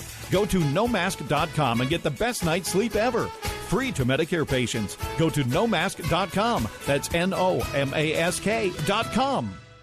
If your home has hard water, then it's likely that limescale is clogging your pipes, damaging your appliances, costing you hundreds of dollars each year. You can eliminate limescale in the entire house with HydroCare products available at Wave Home Solutions. Easy and efficient with no maintenance, no salts, no chemicals, and no coils. And you can buy with confidence from Wave Home Solutions. Performance guaranteed. Just go to bestwater411.com. That's bestwater411.com. These statements have not been evaluated by the FDA. This product is not intended to diagnose, treat, cure, or prevent any disease. Work with your doctor when taking medications. Make Protovite part of your healthy lifestyle. HealthForLiberty.com is your source for Protovite, a powerful nutritional supplement that's a true breakthrough for your health. Poor digestion makes it nearly impossible to absorb the nutrition your body needs. Protovite is a liquid multi-nutrient formula with patent-pending absorption technology and the highest quality ingredients to nourish every cell in your body. My name is Sandra White. 6 weeks ago, when I started taking Protovite, I was on 14 medications, from everything for blood pressure to fibromyalgia. In the first 10 days, my blood sugar dropped 50 points, and my fibromyalgia pain is gone. And so was 12 of the 14 medications that I was taking. I'm 66, living life and loving it. Go to healthforliberty.com right now. That's healthforliberty.com. Thank you, Protovite, for giving my life back. You are listening to Fade to Black with Jimmy Church on the Game Changer Network. Oi, oi, I'm Reese Evans. You're listening to Jimmy Church. This is Revolution. The revolution will not be televised. The revolution is on radio. Ciao.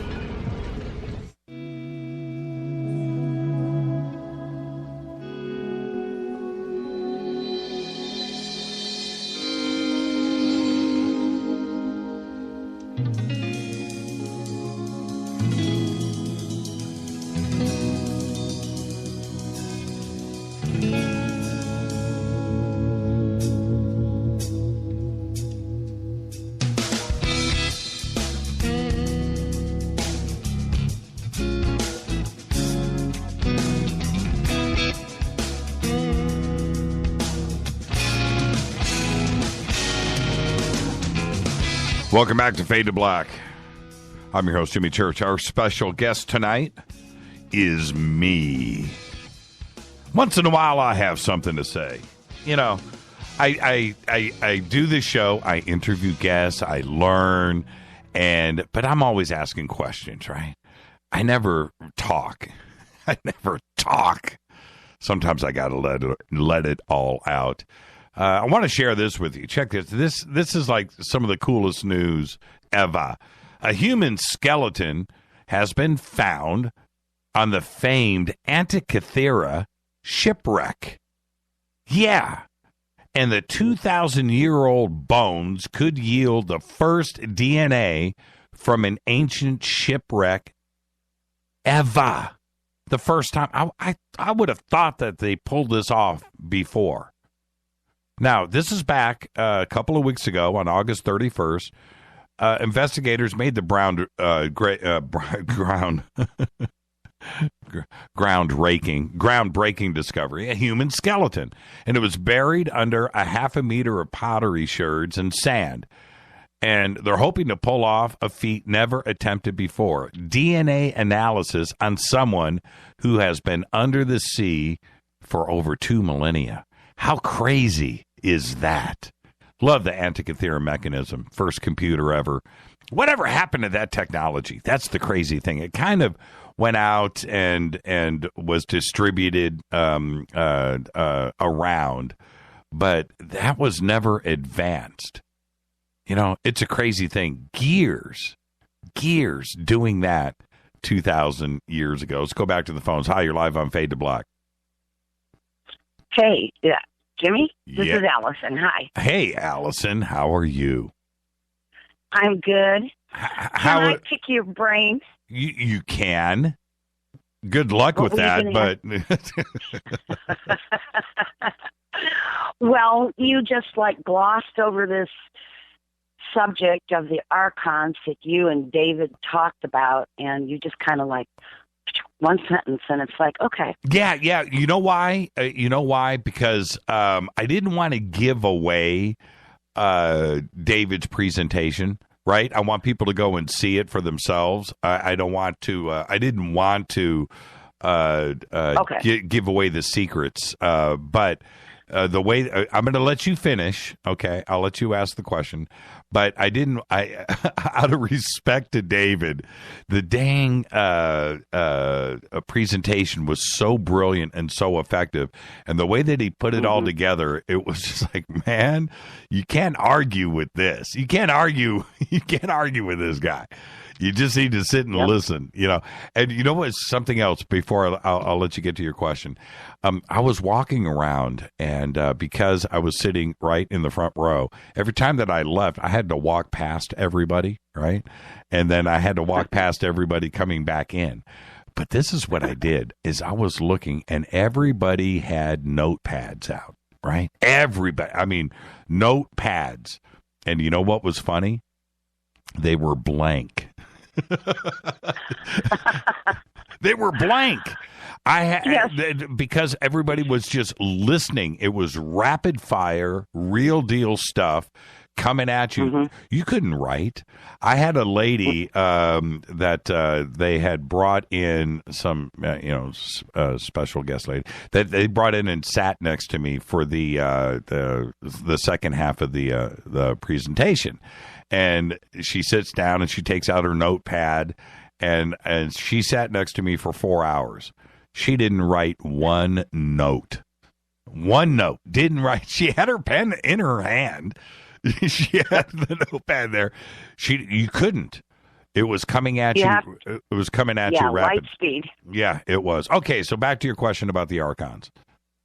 Well, I just wanted to know what he said. Now, if he told you something different than what he said in his videos, I would be very interested. But I know what David Icke says about the archons. Well, such as. Well, the reason why I'm saying such as, because I'll see if I can get you something else that's different. So I'm giving you the such as. That's all right. Here's why I really called. Okay. So, as you set it up when you started talking this evening, we have a something somewhere above us or below us or dimensionally or where the hell they are, we don't know, that is running the show, that is running the people here, that is controlling everything, that is creating a quote-unquote reality that they wish us to see by everything we've talked about tonight. Mm-hmm. So my question is, and I've been going back and forth on this, some people would like to make you think that if you meditate enough and you sit on your ass enough and you decide that you're only going to see it in one way, then that's the way it's going to be, or you can give in and do the fear porn. And so what we basically have is two realities fighting for dominance. One that we'd like to see the earth become, and the one that we know that's operating right now. The question is, outside of actions that we can do, I really think that there is a way that we are thinking that is keeping us stuck in looking at things the way that we're looking at things. And so what do you think is the dominant reality? And what are your thoughts on what it is that we need to understand from a real basic intrinsic level that will help us to get over the power hold that whatever the system is has on it. And it has gotten pretty crazy as of late. I mean, it's getting blatant and obvious, and we are still stuck. Yes, and it's actually it's so simple that it is so simple in its foundations that it is also the most difficult. It's uber simple, and the simple answer is do not submit. That is the answer. Do not submit. Do not submit to the fear. Do not submit to the man, and free your consciousness. It's that simple. Do not submit. And it's very well. Hold on, Allison. Just listen. If that simple thing, do not submit, is adhered to, it's simple. But it is the most difficult because it has been so effective for so many years that so many people are part of it now that trying to get everybody to it is absolutely the most difficult thing to do, to not submit. And now this is where it gets a little bit nuts for all of us. The reason why it is so close to the reality of the point of no return is because the information system, the way that it is fed to us today, the information system, the way that we collect our data, because now everybody has got a smartphone. Every man, woman, and child has got a smartphone. Everybody is connected to the internet. When it gets down to the point where everything is smart. Everything is smart, Allison. Smart TV, smartphones, smart baby monitors, smart refrigerators, smart toothbrushes, smart cars, smart. What that ultimately means, and I'm talking about video cameras in your home are now hooked up to your smartphone. Your doorbell is now a smart doorbell. Everything is smart. And what we are blind to is that if everything around us is connected, everything is now going into the cloud, and everything and all of your data, this is not a fear porn thing. This is a reality check for all of us. Is that if we take the next step, which is our consciousness. If our consciousness is connected, and trust me on this, the goal of DARPA, the goal of Google, the goal of Amazon, the goal of all that is, of Apple, of Microsoft, the goal of all of that is to eventually, and very soon in the next couple of years, is to get you to chip yourself. This isn't the chip that we've been talking about and fearing over the year. Forget about that. And, it's the Antichrist. And once you put a chip in your hand, it's 666. That's not what I'm talking about. I'm not talking about any of that. What I'm talking about is if yourself turns into the smart person, because what they would want with Google Glass and wristbands and active things are put on your body, right, and connecting you to the internet, that's the ultimate goal. Now they've got the world under their command, and once you're, this is not. Trust me on this. I am not out of my mind when I say this. If that is achieved, which is their goal, they need to do that. Why? Consumers. That's the first thing. You need to consume. You need to buy. You need to do what we're telling you. You need to follow this. You need to do this. You need to do that. We're telling you what to do. If that next step, which is in the next couple of years, we're already doing it with smart devices on our own bodies. A smartphone on your wrist is a bad idea. Something that is monitoring your blood and your heart rate and your steps and this and that and going into the trust. It's so close to getting to that singularity where your conscious is now in the cloud and they can manipulate you back and you are able to surf the internet through your mind and be able to think and man. And we are so close to that. So close. Yep. Now, how do we, Allison, stay smart and stay vigilant, keep the best of both worlds, which is our soul and information, right? The internet is a beautiful tool in its very core, which is a DARPA creation. It used to be called the DARPA net, everybody out there that doesn't know the history of the internet. Yep. It was called the DARPA net before it became the World Wide Web. Okay. The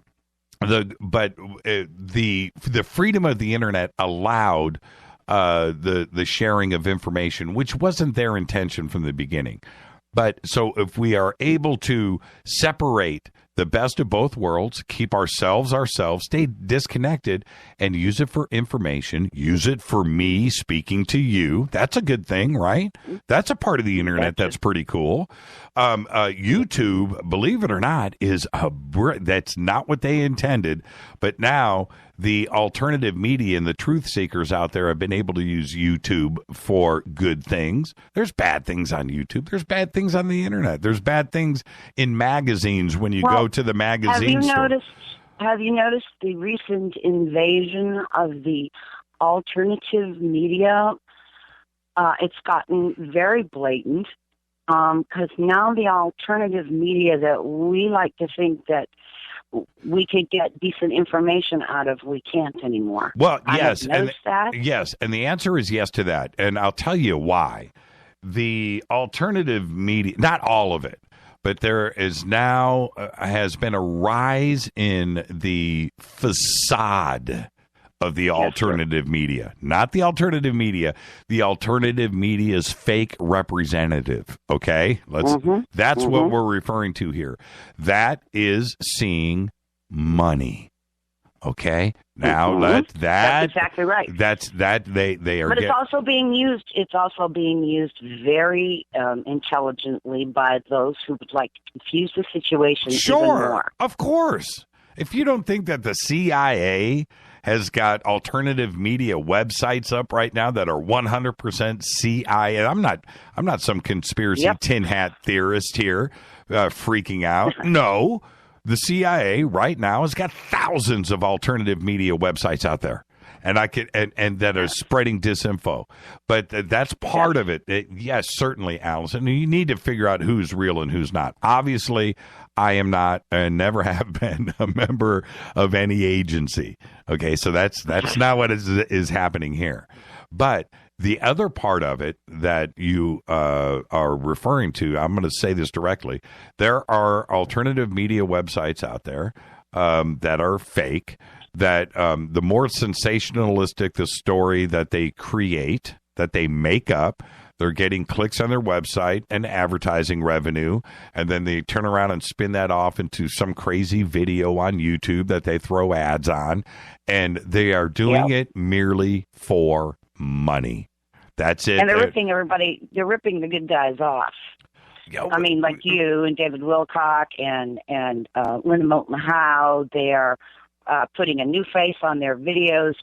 They're putting up videos saying new 2016. And I know from watching these videos 5 years ago that they aren't new. Yes. It's all over. Look, so watching. They but do in the it, last month, Allison. It has gone crazy. Allison, they do it to me. Do you know how? Do you know how many? I've seen that. Yes. Do you know how many videos that we have to put copyright claims on YouTube every single day? 15, 20. Probably everything that's up there. Yeah. New information 2016 is a Fade to Black show from 2014, 2015. Yeah. And we've got to go and catch all of this. We've got enough people working on it that are out there seeking this stuff. You know how many fake Fade to Black YouTube channels are out there? Do you have any idea?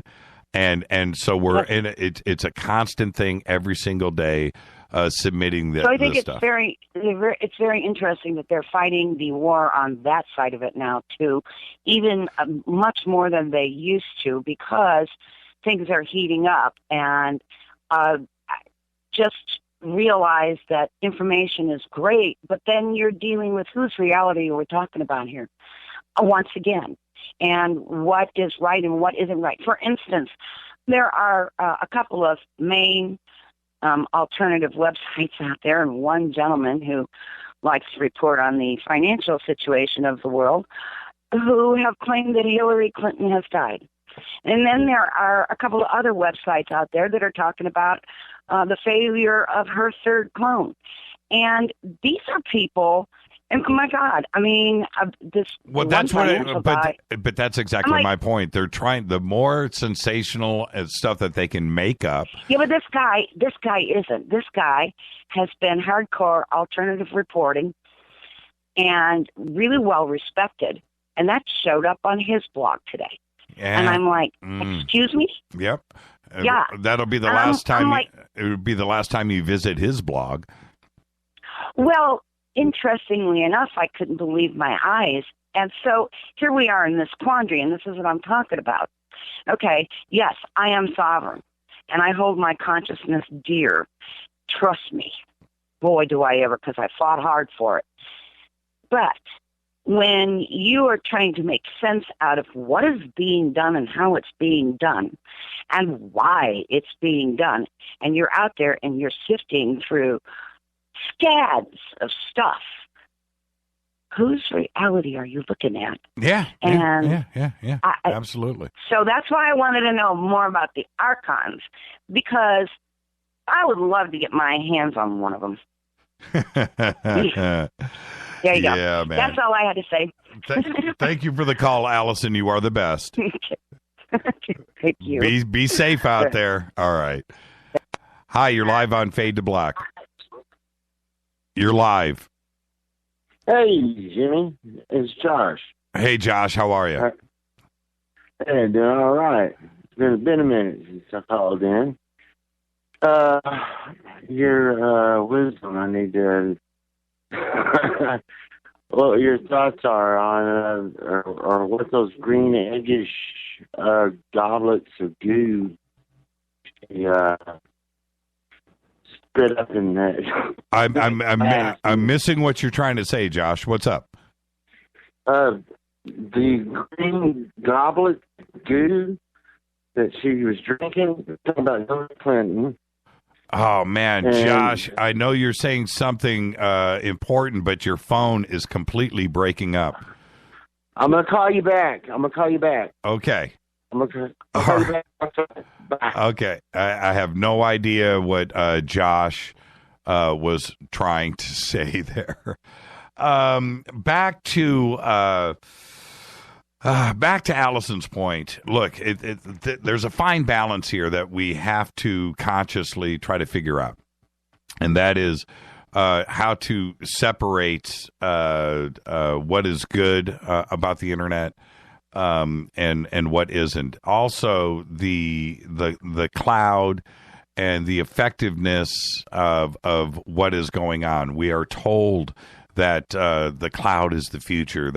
And if we start to analyze and look at seriously what is being referred to here, is when we talk about the Internet of Things and we talk about the cloud and we talk about everybody in the world being connected and what that ultimate goal is, that is we need to take a step back. I have said so many times that there is no off switch to this, everybody. There is no off switch. Okay? The goal of DARPA and Google and everybody else out there that is controlling what is going on the net, that goal is not to make you a better person. That goal is to ultimately control who you are, to control your thoughts, to steer you in a direction. That's what the goal is. So now, how do we step back? The singularity and the nanotechnology and what is potential out there, and man, I can't. It bums me out to talk about things like chips and having something electronic inside of us. It is such a negative thing to portray, but it is the actual ultimate goal here. And I don't want to be that guy that's on a microphone talking about this stuff and the fear of this. And but to be honest with you, that is the goal. And when computers start to cross the line of finding humor, finding consciousness, and humor is a crucial thing here. And I'm talking about what makes us us when I say humor. Sadness, emotions. And when it gets to that point, you're not going to be able to differentiate and to tell who is who and what actual reality is. And that is, and once we get to that point, where's the off switch? Where is it? I mean, there could be a point, and it has been documented throughout history with these futurists, that the machine will no longer need us. And as crazy as that sounds, that's the reality of it. So how do we step back and disconnect ourselves from what is great about the internet, what is great about technology? How do we separate ourselves there? I don't know, but we need to be conscious of that possibility. Let's go back to the phones. One last call before this break. Hi, you're live on Fade to Black.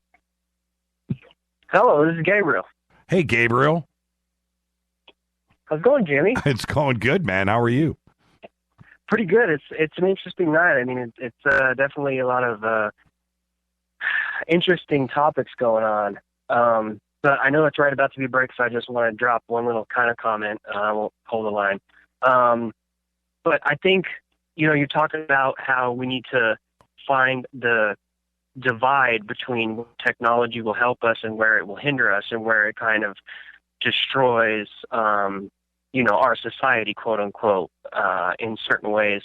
And I think that a really good practice for us right now would be to try to separate ourselves from religion on a whole and take all the good things from all the religions that will help us and that will elevate us to a higher thinking point.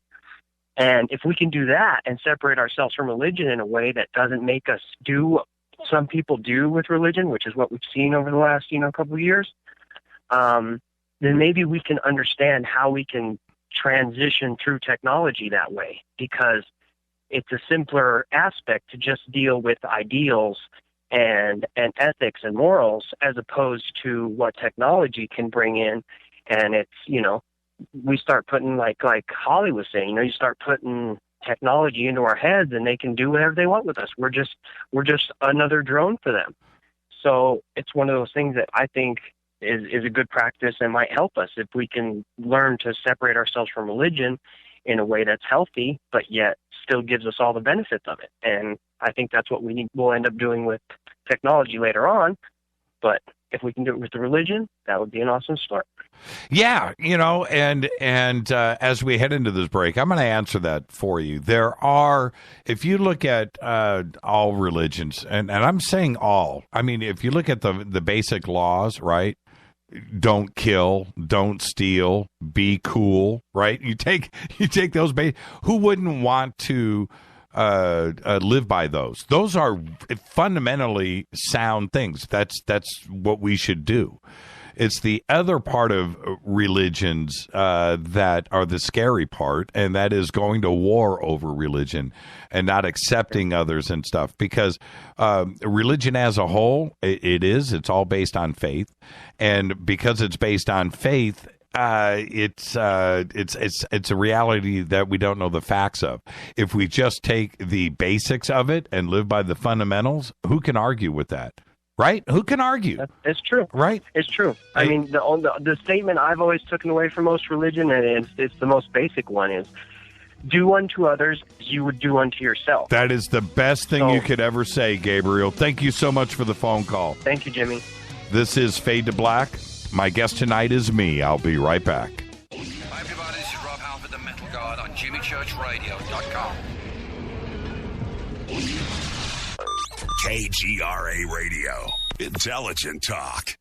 So, you love talk radio? Then you'll love TalkStreamLive.com. TalkStream Live is always on, 24/7, with the best streaming talk shows. Find your favorite talkers and discover some new ones. It's free, readily available online or on the smartphone or tablet. Finding your favorite talk shows all in one place has gotten a whole lot easier. Just go to TalkStreamLive.com. Be sure to download the free apps from Google Play or the iTunes App Store. Are you tired of brown rust stains on your toilets, sinks, and clothes? Does your water smell and taste bad? Don't live with these problems anymore. Hydrocare's revolutionary well water systems, available at Wave Home Solutions, gives you clean, healthy, great-tasting water from every faucet. They remove iron, hydrogen sulfide, sediment, and many other contaminants that are distasteful and damaging your fixtures. You'll be amazed how fresh and clean well water can be. Satisfaction guaranteed. Go to bestwater123.com. That's bestwater123.com. So, you love talk radio? Then you'll love TalkStreamLive.com. TalkStream Live is always on, 24/7, with the best streaming talk shows. Find your favorite talkers and discover some new ones. It's free, readily available online or on the smartphone or tablet. Finding your favorite talk shows all in one place has gotten a whole lot easier. Just go to TalkStreamLive.com. Be sure to download the free apps from Google Play or the iTunes App Store. Fate or not, things are never what they seem. For the past century, forbidden subjects such as UFOs, backward engineering, human abductions, secret space programs, underground bases, suppressed free energy devices, and other fantastic notions have tested the human mind, forcing it to decipher fact from fiction. Chronicling what he calls the alternative narrative, author Brad Olson gets down to the middle of it all in his best-selling book, Future Esoteric, now released in a second edition by CCC Publishing. And now, you can get Future Esoteric at a special price, plus another free book by just using the promo code Jimmy when you check out. Just click on the Future Esoteric or CCC Publishing banner at JimmyChurchRadio.com. Go Beckley Teppy. Did you know that when you're on the road with limited data or Wi-Fi available, you can still listen to every minute of Fade to Black by just calling 605-562-4482. No smartphone, app, or internet needed. It saves your data plan and no extra cost if you have unlimited minutes. Just call 605-562-4482. You can listen to me, Jimmy Church, on any phone, anytime, anywhere. Go Beckley Teppy.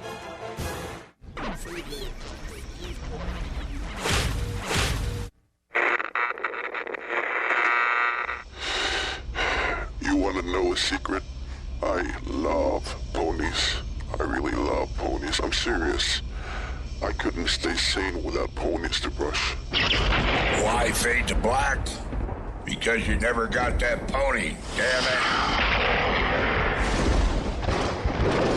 This is Fade to Black with Jimmy Church on the Game Changer Radio Network and KGRA, the Global Radio Alliance.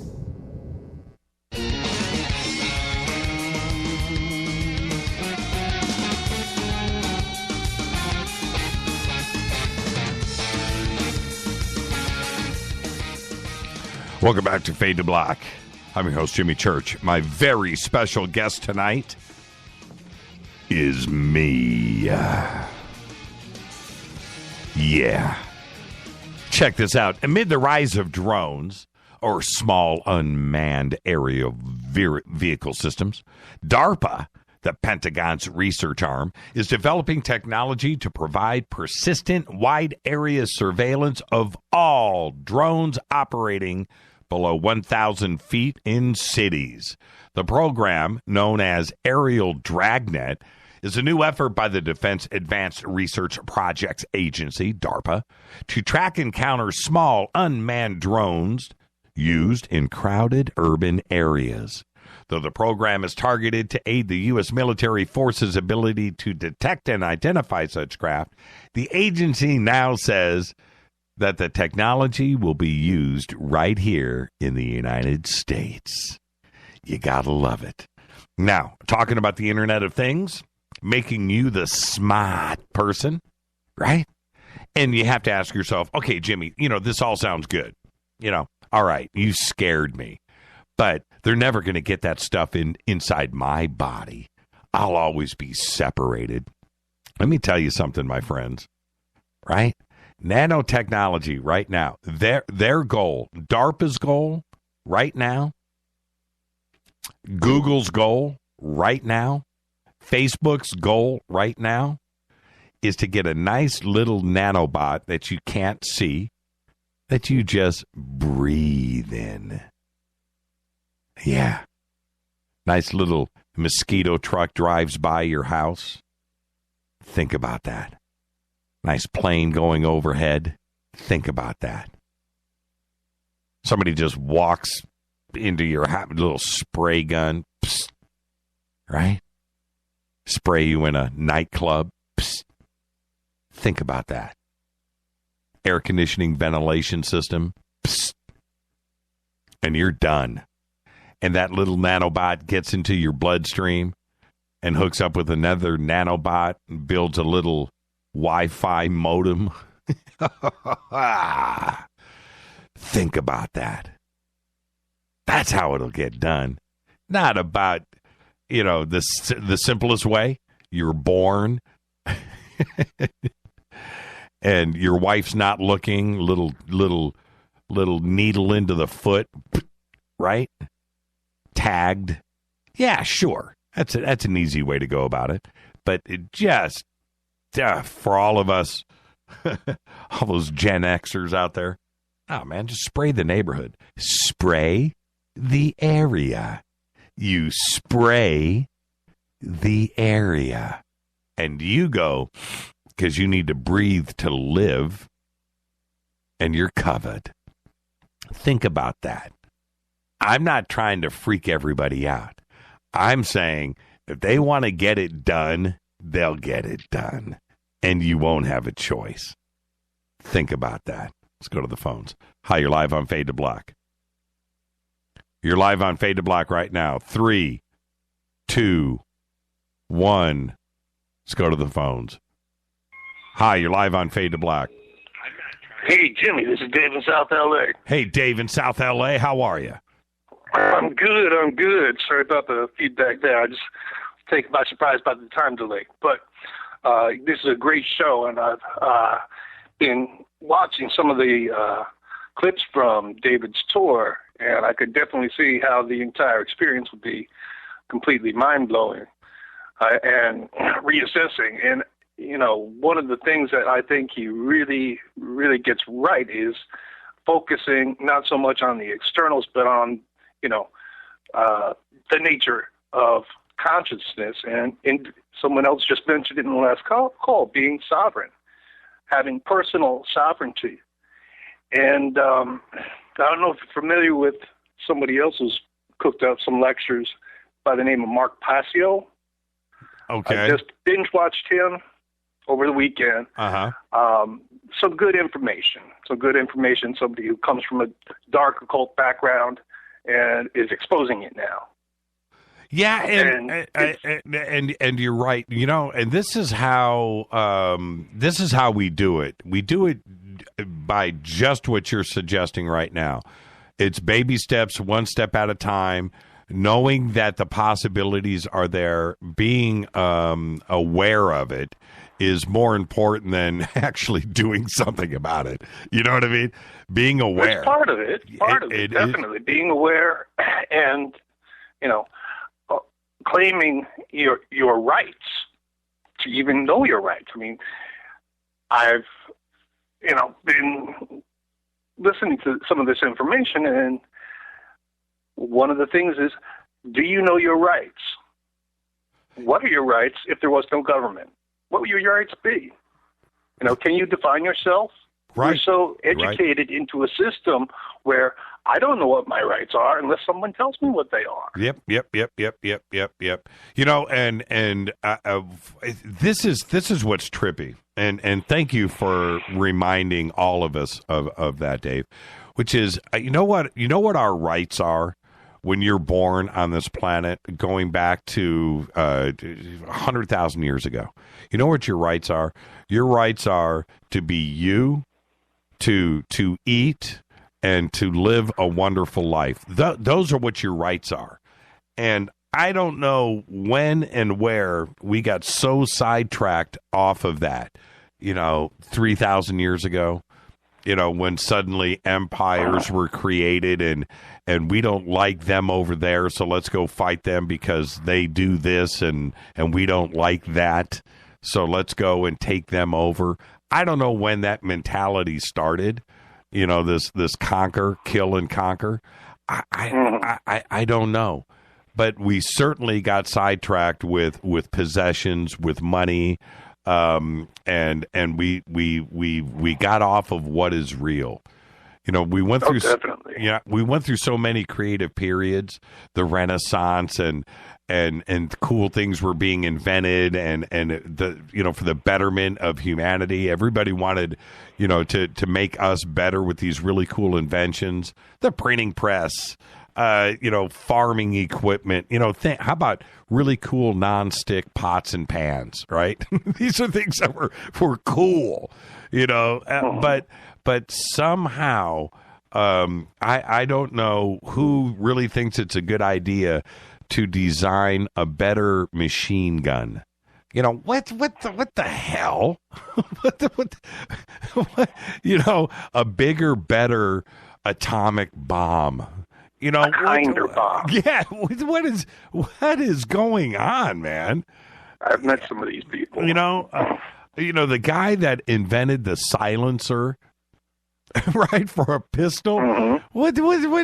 What are you doing? Certainly, you could apply that brain power of yours into something a lot. How about a tastier popcorn? Why don't you go and use your brain power for that? Orville Redenbacher had it right.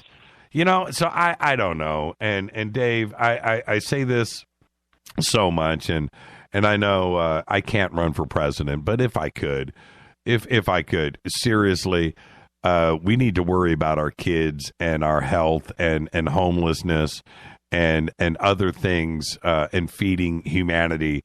We don't need more aircraft carriers. We don't need more nuclear submarines. We just honestly, we don't. We really don't. Mm-hmm. We don't. We honestly don't. Do we need it to deter the other madmen that are out there? Okay, I can buy into that a little bit. We can't allow other madmen to succeed. I guess I can buy into that argument because not everybody's going to be good. So there is a need for that, but there isn't a need for more nuclear submarines and more aircraft carriers and more fighter jets, more. No, there's not. Okay, we have more than enough to do whatever we need to do if the need arises. So there you go. And you know what fuels this fire? Because we do what we do, it makes guys like Kim Jong-un and North Korea think that they can do it too, right? And it feeds, you see what I'm saying? It feeds it. And if we didn't do all of that, then maybe he wouldn't. I don't know. Maybe he would. But maybe we could slow the madness down. We're not going to change the Middle East overnight. We're not. But doing it the way that we're doing it is not changing things. It's making it worse. Right. I think... Just to sum up, the part of it is to not be complicit with the machine, with the mechanism around you. How much are you and I both affected by our perception distortion that creates this, idea in our brains that we actually need this authoritarian regime that we call government to watch over us, take care of us, protect us, tell us what our rights are, and regulate us. And it's just not stopping. As we all know. So, yep, I'm looking right as you said that. I'm looking over in the Spreaker chat room, and somebody just said humans are conditioned to be evil. It is not our natural nature, and that's it. Couldn't be said better. And Gabriel, it's the oldest. It's the most wonderful sentence ever put together. Do unto others as they would do unto you. That right there, that line right there is perfect. That line right that line would fix everything. It would fix everything. It would literally fix what a transition. What a paradigm shift that would be. Right? It's so simple. Right? But wouldn't that work? It would fix it all. Hey, Dave, I got to get to the rest of these phone calls. It was supposed to be about me tonight, but everybody's calling in. So let me keep this going here, Dave. And be safe out there, my brother. Thank you so much. You too. Thank you. Hi, you're live on Fade to Black. Hello? You're live right now. Serious? Yes.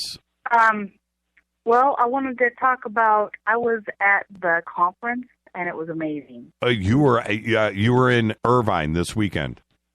Yeah. Where'd you sit? Yeah. Did you see me? I was like... Did you see me? Oh, yeah. I was three rows back behind you, but on the other side. Oh, but on the other side. I'm not saying did you see me because did you see me. I just want to see if you were really there. What was I wearing? You black. Okay. I'm just messing with you. What's your name? Sherry, and I'm from San Diego. Actually, I was going to come up and see you or say hi, but it was never the right time. And I had a friend with me, and my friend has never been exposed to this stuff before, so I had to, I didn't want to go off and leave him. But it was really good. It was amazing. Wasn't it amazing? Now, Sherry, you can back up my BS. Did I sit there for 10 hours in the front row, in the front seat, right in front? Did I sit through the entire presentation? Yes, and you know what? It was so hard because he did not. He cut all the breaks short. I could tell you that right now. They weren't even the full hour breaks. They were short. I couldn't believe it. I know. It was so hard to go to the bathroom. It was so hard to go get coffee. And I know. You had to miss something. I know. And I was doing the same thing. It was a good thing Starbucks was part of, was right outside the front door because I kept that place in business. And I know, but the line was long. It was like, oh my gosh. But we got through it. And now let me ask you this, Sherry. I know it was 10 hours of information. It was a lot of stuff. But what was the one thing that you walked away from? What was the one point that really hit home for you? Well, I already know much of what he was talking about because I've listened to him a lot on YouTube and read books and all kinds of stuff. So most of that, or a lot of that, I already knew or touched on. So it wasn't surprising to me. I was very grateful my friend wanted to actually come and listen to it. I was shocked. I didn't think we'd stay 3 hours, and I was ready to just stay 3 hours if they couldn't handle it. But they could, and they were very blown away. But it was all amazing, and he put it together really nicely. I'm just very glad that I couldn't believe it wasn't 10,000 people. I know, right. But it was packed, man. It was hot and steamy in there. And now this is, I got to give David credit where credit is due. I don't think people understand what it takes. I don't care if you're 20 years old or if you're 64 like he is. To stand for 10 hours like he did and to bring it like he did and to knock it out of the park like he did. It was crazy. It was pretty amazing. He got more excited as he went on. It was like he got more energy. It was crazy. I don't know if you saw from where you were. You said you were in the third row. But maybe you did. Did you notice in the fourth quarter, that last 2 hours, he shut his eyes? Did you notice that? He was like channeling, man, from his inner soul. Did you notice that? I didn't actually watch him most of the time. I mean, I would watch it back and forth, but, it was so many. And to be honest, it was so crazy. We had, through the whole thing, people coming up asking if seats were taken. We were constantly being interrupted by people. It was like serious people. It was packed, man. I know. It was packed. We almost got our seats taken several times. It was really crazy. And in the middle of it, they walked up and asked if somebody's sitting there. It's like, no, he just went to the bathroom. Yeah, right.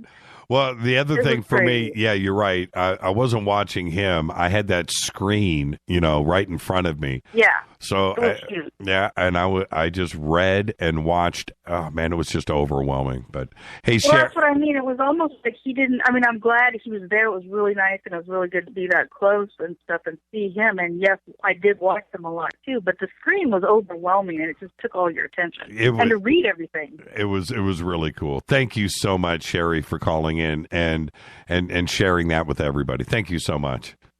Okay, you have a good night. Yeah, Thanks. You too. Bye-bye.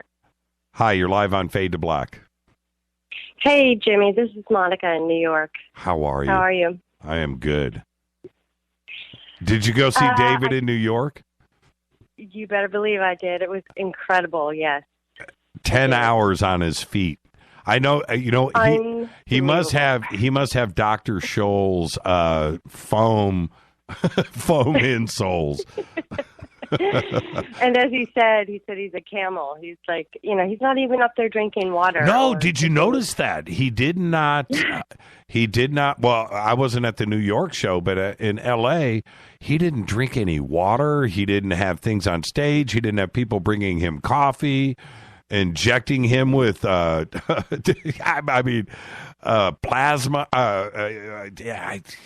Man, he did that truly on his own. I did wonder about that, if he had comfortable shoes on. I don't know why I thought that about halfway through the show, but I did.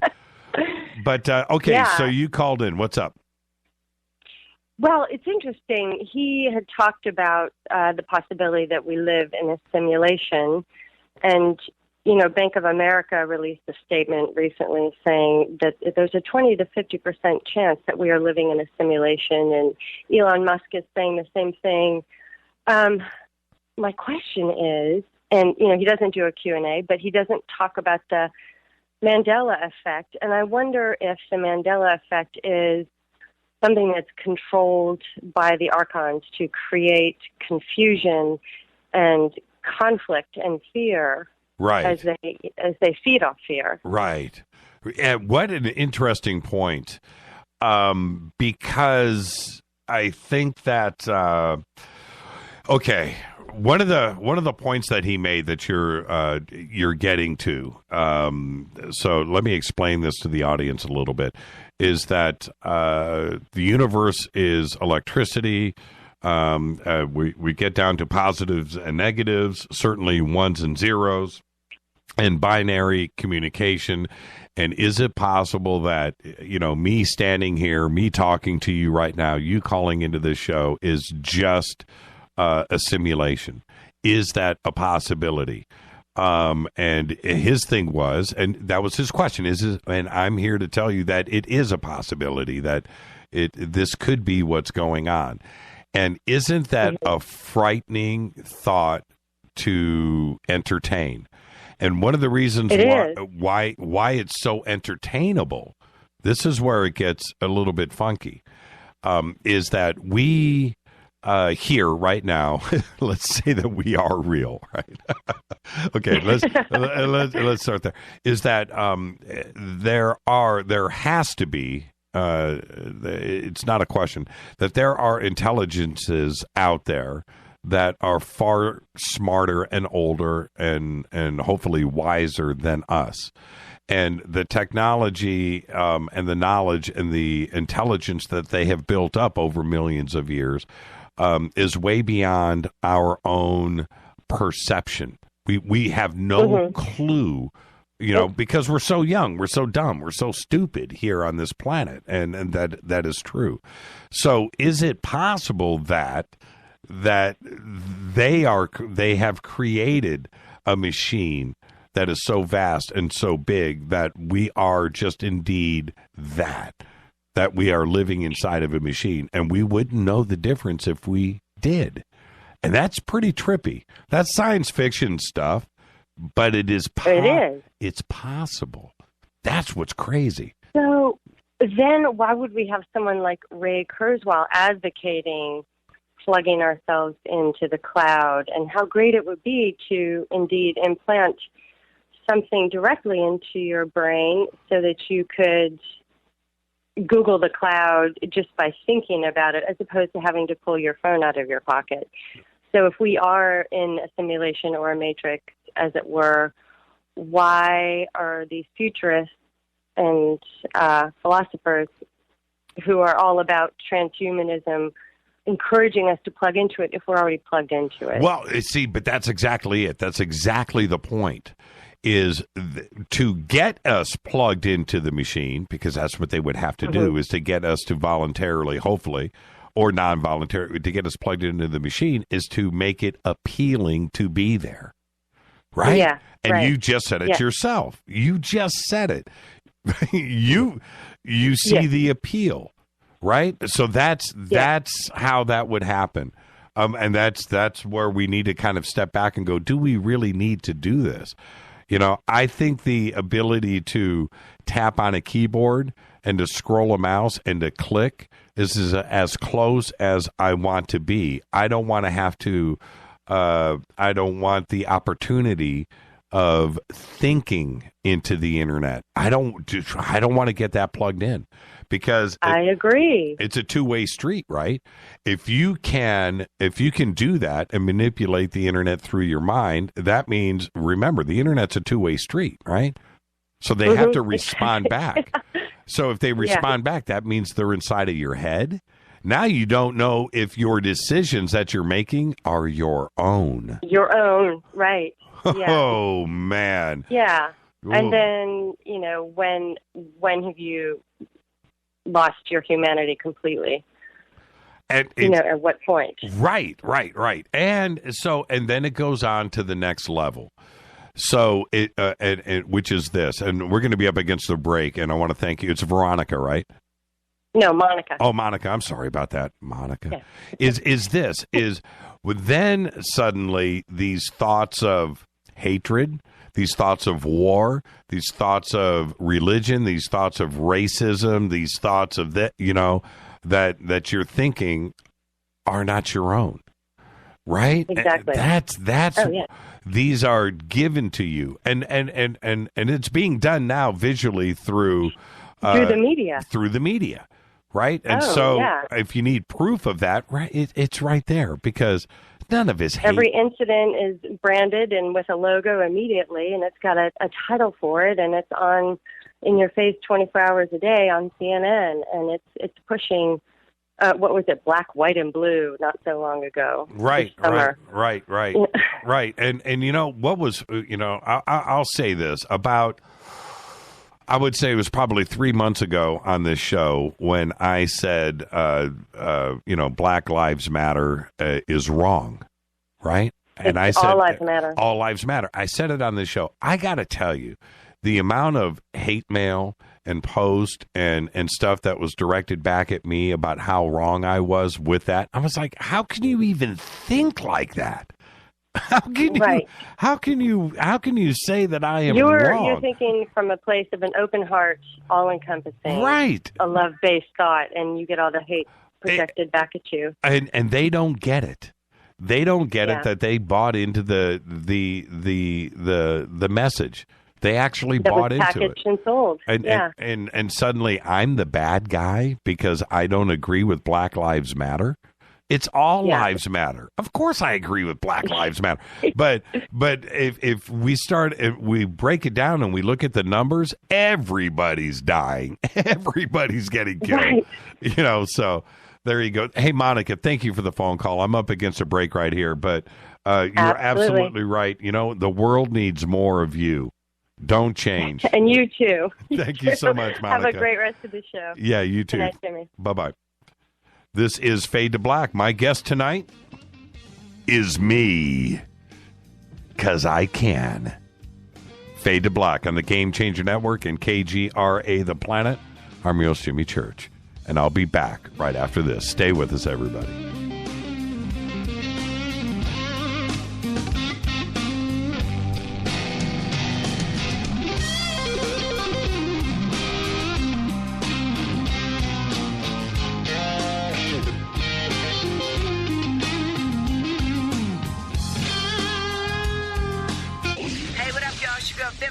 Here, and you are listening to my boy Jimmy Church on JimmyChurchRadio.com. Despite popular opinion, reading a book will not make you smarter. But listening to Jimmy Church will. Does your basement or crawl space have a damp, musty smell? Well, watch out. That's a sign of too much moisture and not enough ventilation. And that can mean increased mold growth and the buildup of harmful toxins and gases. Don't bother with a dehumidifier. It just circulates the same unhealthy air. Now there's a better way to remove these dangers and odors. It's with the computerized Wave Moisture Control Unit that reduces moisture and expels pollutants. We replaced our old dehumidifier with the Wave unit, and in only 3 weeks, our basement is dry and the musty smell is gone. Wave units require no maintenance, no buckets of water or filters, and costs only pennies a day to run. Breathe better, live healthier with an affordable, no-maintenance Wave unit. Call 888-618-WAVE, 888-618-WAVE, or visit mydryhome.com. mydryhome.com. Ride the wave. Wave Home Solutions for a healthy, comfortable home. What's up, Fadernauts? Studio Dome loves Fade to Black and the F2B audience so much that they have put together the ultimate stereo Bluetooth system. They've done it just for you. Man, check this out. The Studio Dome SBB2 stereo system is here. It's featuring 2 Studio Boombox 2 SBB2 wireless Bluetooth speakers, packed in its own custom hardshell case. This Studio Dome system features the very latest in stereo Bluetooth technology. The 2 full-range boomboxes are in true wireless stereo. You've got to hear this. It's amazing. It's just $129, and use the promo code JCRTWS, and you'll also get free shipping. It's simple. Just go to JimmyChurchRadio.com, click on the Studio Dome banner. Go Beckley Tepe. This is Kristen, Erica, Brittany, Gabby, and you're listening to JimmyChurchRadio.com. It's not a lifestyle we chose. We were born this way. KGRARadio.com.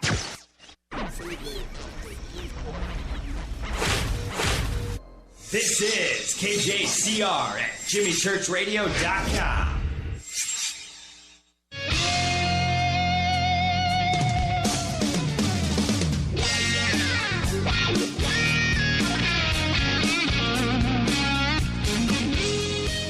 Welcome back to Fade to Black. If you're on hold, stay right there. I'll get right to you. I'm your host, Jimmy Church. My guest tonight is me. Sometimes I just need to blow off some steam. Got to get the pressure off of me. I'm doing that tonight. I want to share a couple of things with you really quick that are really cool. Scientists have just announced new world records for the distance and duration of single lightning flashes. Lightning bolts. And they are nuts, man. Seriously. Reviewing data gathered by networks of sensors that monitor the electromagnetic radiation triggered by lightning discharges, the researchers were able to triangulate the positions where lightning bolts originated and the routes that they traveled. The distance champ, listen to me right now, the distance champ leapt to life just south of Tulsa, Oklahoma, in the middle of a long line of mid-afternoon thunderstorms on June 20th, 2007, and then shot westward nearly to the Texas border, a distance of, check this, almost 200 miles. How do you like that? The longest duration of a single flash of lightning occurred over southern France in the early morning of August 30th, 2012. It doubled back on itself, traveled 80 miles, and lasted, listen to this, almost 8 seconds. 8 seconds. 7.74 seconds. A single lightning bolt. Absolutely insanity. Now, really quick, and if you want to check out pictures of this, go over to our Facebook page. A gigantic, and I'm not making this up, 30-ton chunk. 30, that's a 3 and a 0. 30-ton chunk of the famous Campo del Cielo meteorite has been dug up in Argentina. They found it on September 10th by a team of meteorite hunters from the Astronomy Association of the Chaco. This is the second largest piece ever found in the region. It's a 30-ton meteorite. And I don't know what that goes for per gram, but it's a lot of ducks quacking in somebody's pond. Hi, you're live on Fade to Black. Hi, Jimmy. This is John from Virginia. Hey, this is John from Virginia? That's correct, yes. Thank you. How are you, man? Doing well, sir. I want to congratulate you on a great show. One quick question for you. Let's get going. Several weeks ago, you had Peter Levenda on the air. Yep. And I'm curious as to how his responses were in the things that you were impressed by that you could not talk about. Such as? During the interview. Such as there were comments you made of several photographs of him with several high-up individuals.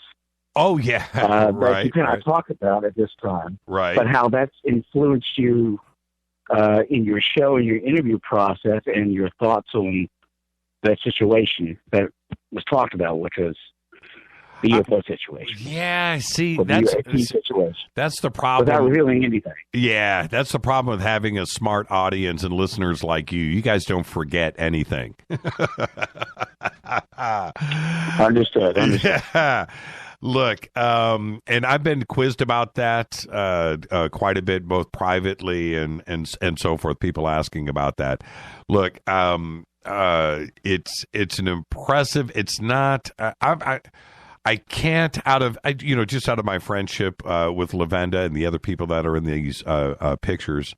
When they get released, they'll get released. So I hope you respect that. But just let me say this: I know the location. I know the people in this picture and pictures, and it is a serious situation where you're just going to go holy friggin' crap. Okay, there is actually something going on here. There is some discussion going on at very, very, very, very high levels. I am happy for Peter to have been selected to be part of this group. They couldn't have picked somebody better. And Peter is a pit bull, and so that's about all that I can say. Except that I need everybody to respect things that I say on this show. I don't stretch the truth. I don't lie. I don't misrepresent. And when I say something like that, I'm not part of somebody out there just spreading disinformation. I've seen the photographs, and it's impressive. And when it breaks, it's going to break big. Okay, so just know that it's on the horizon, and if I'm speaking about it, then it's real. Okay. Understood. Thank you very much, Jimmy. Have a good night. Yeah, you too, John. Thank you for the phone call. Let's keep these going. Why not? Hi, you're live on Fade to Black right now. Jimmy. Yes. Jimmy, this is Lincoln City up in the Adirondacks. How are you? I'm doing good. How are you doing? Oh, we're great. And listen, we wanted to call and thank you for the T-shirts. Number one, we got them just before we headed to New York, and we got a chance to wear them down there. Oh, well, hopefully nobody came up behind you and slapped you upside the head. No, we rolled into Penn Station, and we walked from Penn Station down to Washington Park, played some chess, and coincidentally, we walked right by that street corner where those bombs went off. And that's happened to us before. I was in California in 1984, I was stationed in Pendleton as a Marine, and I had been to that McDonald's in San Ysidro the week before. James Hubert, he walked in. Oh, was my memory right? It was San Ysidro, right? It was San Ysidro. In fact, that's where we parked our car. We were going to Tijuana, and they tore that McDonald's down after that massacre. But you had a great show tonight. You're talking about some things that are very important, and one of them is a shift in consciousness that I think is taking place, and you're contributing to that shift. Well, and Cindy and I, we've had a long discussion about the value, well, actually values, and she pointed out it begins at home. And you hit on that one line, do unto others as you would have done unto yourself. And you touched on a lot of good points tonight. You really have. We one of the most contemporary shows that we've heard recently was the one that you had with Tom DeLonge, and I know you got a lot of flack for his show because he shoots from the hip. Well, but he's got a big following. Yeah, he does, and the point that that Tom not only made on the show but continues to make, what people need to understand is you need to. Okay, all right. I don't want to give a long answer to this, but you need to listen to everybody's research, theories, and opinions. Not only Tom's, but everybody's. Because I can have on this show each month, I can have 16 different viewpoints, and they can all go against each other. But you need to listen to everybody. And Tom is just another person to listen to. That's it. What everybody says, even if they don't agree with each other, everybody speaks to the same message, which is there is something going on here. The problem that Tom has is that Tom has so many fans and so many people that listen to him that don't get what he is saying because they come from someplace else. They're not part of our circle. That he gets a lot of flack. And people go and listen to Tom's interview because he's Tom DeLonge, and they don't know what to expect. They're just a fan, and they go and listen to him, and they freak out, right? And that he's off his rock because they don't get it. They don't understand. But with everybody else that's on this show, just listen to everybody. The basic message is the same. There's something going on here, and we don't understand it. And that's where he comes from. But, thank you for the phone call, and you're absolutely right. Yeah, you're welcome, Jimmy. Listen, Cindy wanted me to send you a hat. We sent it through Alice, and we hope you liked it. We sent it from Montauk when we were down in New York. And we listen to your show all the time. And everybody up here, like I said, they really think you bring something to the table, something very important. So keep rolling that rock uphill, brother. Keep rolling it uphill. Thank you so much. And I wore the hat every day last week. All right. And one last thing. We have friends of ours that come down from Montreal every weekend, and we talked to Ivica yesterday, as a matter of fact, and asked him about the Montaigne Hotel. The way he explained it to me, it's been closed. Thursdays is still open. The son took over from the father, but Thursdays is still open. The Vogue is still open across the street. And there's one other place, but the Montaigne is closed. You can't make a reservation there, and I'm not sure whether it's on the ground or not. I may have misspoke. Okay, that's interesting. That was a big hotel, man. It was like 50 stories tall. Yeah. All right. Well, one of the most beautiful Canadian women there. Have a good one, Jimmy. Thank you. Yeah, thank you so much for the phone call, and thanks for the hat. Hi, you're live on Fade to Black. Hey, what's up, Jimmy? Not much. Showing. Oh, how you doing, man? Everything good? What is cracking, brother? It's a beautiful day. I want to talk to you about Madar. What's Madar? Madar. What? Let's go back to 1956. Okay. The Madar sensor has been working and been hanging out in a long-standing, I guess, if you had to say, a class all on its own. Okay, but what is it? It's the Madar. The acronym stands for Multiple Anomaly Detection and Automated Recording. Okay. Now think about automated recording. Go back to 1956. How much automation could you possibly get? What do you mean when you say automated recording? What does that mean? Well, I mean, I guess that's what the MADAR stood for back then. Okay, but what is automated recording? I mean, Okay. I'm trying to follow you here. That's all. I mean, what is Well, automated? let me take you back. Let me take you back a few steps. Let's go back 3 weeks ago. 3 weeks ago, I drove from Louisville, Kentucky, up to Mount Vernon, Indiana. I went to Francis Ridge's NICAP headquarters. You know NICAP, right? Right. Okay. Drove up there, and I went up there actually just to pick up a personal device. Personal device meant I went to pick up a 10-inch telescope I bought for myself. And actually, it was a Christmas present, early Christmas present for my wife. But because it's so much money, you have to call them Christmas presents, right? Okay. Anyhow, drove up, met with Fran, and before I even got there, Fran was calling me saying, "Have you got any money, room in your car to take anything else back home with you?" And I'm thinking, "Fran, what you got?" He's like, "Well, I think I'm going to send MADAR home with you." Now, MADAR was something that was just turned on to me about a year and a half ago that I didn't even know existed. And with MADAR, it basically is a system. Let's see, let me turn off my phone here. Twitter's going off, so let me stop these things. This system detects exactly what we were talking about earlier on your show, electromagnetic field interferences. With this system, when a UFO comes within 300 to 500 miles of one of MADAR's systems, it will start to interfere with its systems, and it sends alerts, and it starts to detect things that will wake a ufologist like me or someone out there that wants to be a ufologist and have one of these systems, wakes them up and says, "Get up on your feet and go outside and start looking around, because within your range, there's something going on within the electromagnetic field, also within the radiation network." Do you know what that is? Well, yeah. I mean, I remember, this is going back a long time, and I remember now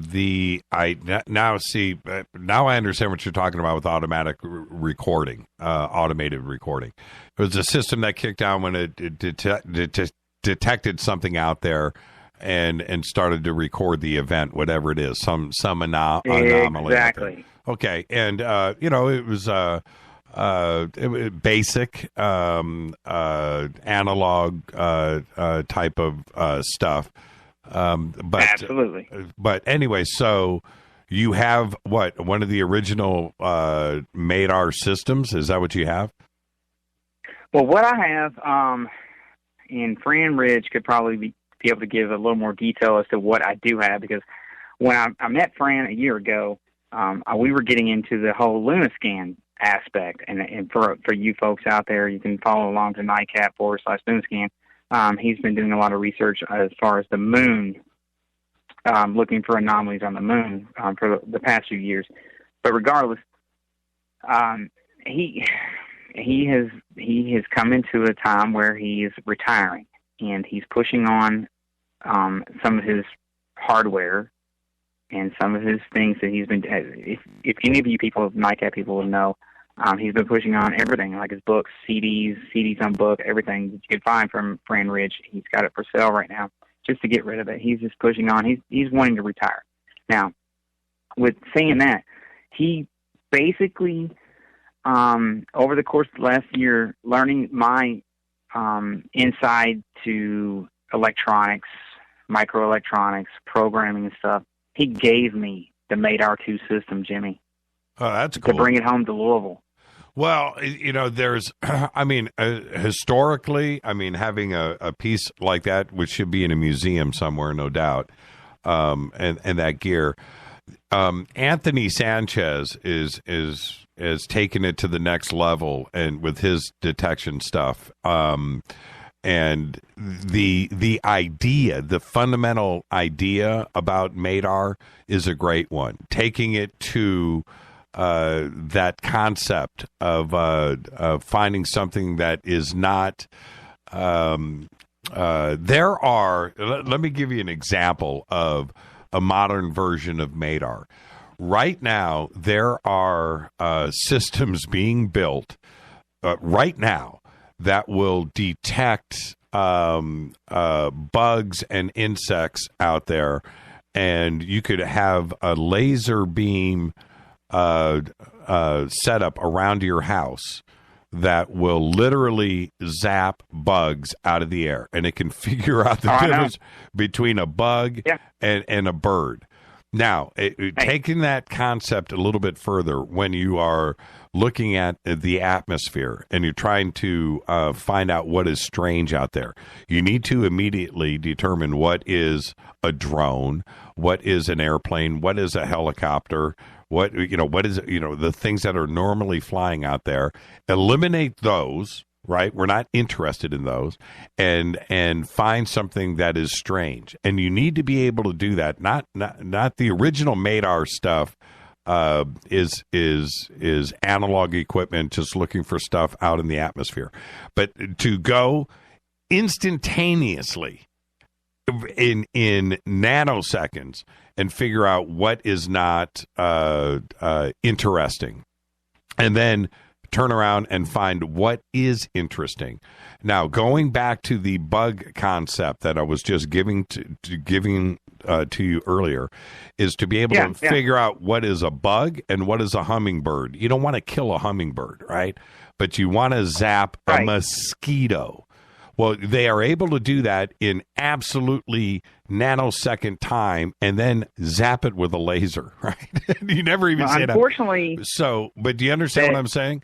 And so, yeah, I totally understand what you're saying, but the technology that we're building with Madar 3 is completely different than that. It has nothing to do with your analog school days. Not to mention that since I brought Madar 2 home and brought it back to my bunker, it is online for the first time since 1956. Its inception was in 1956. Madar 2 is online. Anyone can see it live. Anyone can see it at any point. The flux magnetometer, the compasses, and everything moving at any given time of the day, which is something that has never happened since Madar was in inception. I have brought forth some things that is moving forward to Madar 3, which is our newest product that we are pushing to anyone in ufology, anyone in the world that wants to know and wants to be alerted on their cell phone, text alert, email alert, when there is a electromagnetic interference anywhere in their realm of where they live within 50 miles.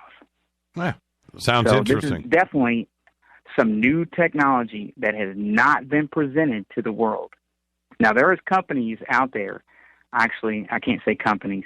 There are organizations that are out there, like UFO Data. They've been pushing this same aspect for a while now. We haven't seen the product yet. It's been years. And some of us, like me, have been waiting in the hiding and looking around like who's going to do what with something that's going to be able to do something that will give us some type of reading when there is a UFO within 350 miles or less. Well, because Madar has been proven to do that. Well, keep us posted. I have a product that will. We have something that will do that for you. Well, keep us posted, and as it develops, keep me informed, and we'll keep talking about it if it gets developed and does everything that you need it to do. Well, we don't have a mosquito zapper now. If I had that one, yeah, right. I'm telling you to the masses. Thank you so much for the phone call, brother. Thanks for your time, man. I'll talk to you. All right, bye-bye. Madar. Okay, now back to as we wrap up this show. The do unto others. I want to get back on point here. The do unto others as they do unto you. When I had said earlier that if that thing If everybody recognized that, I mean, tattooed it, bumper stick, I mean, just lived that, all world's problems are over. It's over. It's over. The key to David Icke's message, which, man, he is so misunderstood. The key to his message is not to submit. Don't give in. We need to look at our children. We need to get back to what is real. We need to have real education in our schools. We need to take care of the homelessness. We need to take care of our sick. We need to look at the world in a different set of eyes, and we cannot submit. And just recognizing what is going on is the most important thing. That's all we need to do. It is been a slow process. You know, David has been speaking about this for 20 years. Here he is now. This is 2016. He's out there doing it again, and is out there speaking again.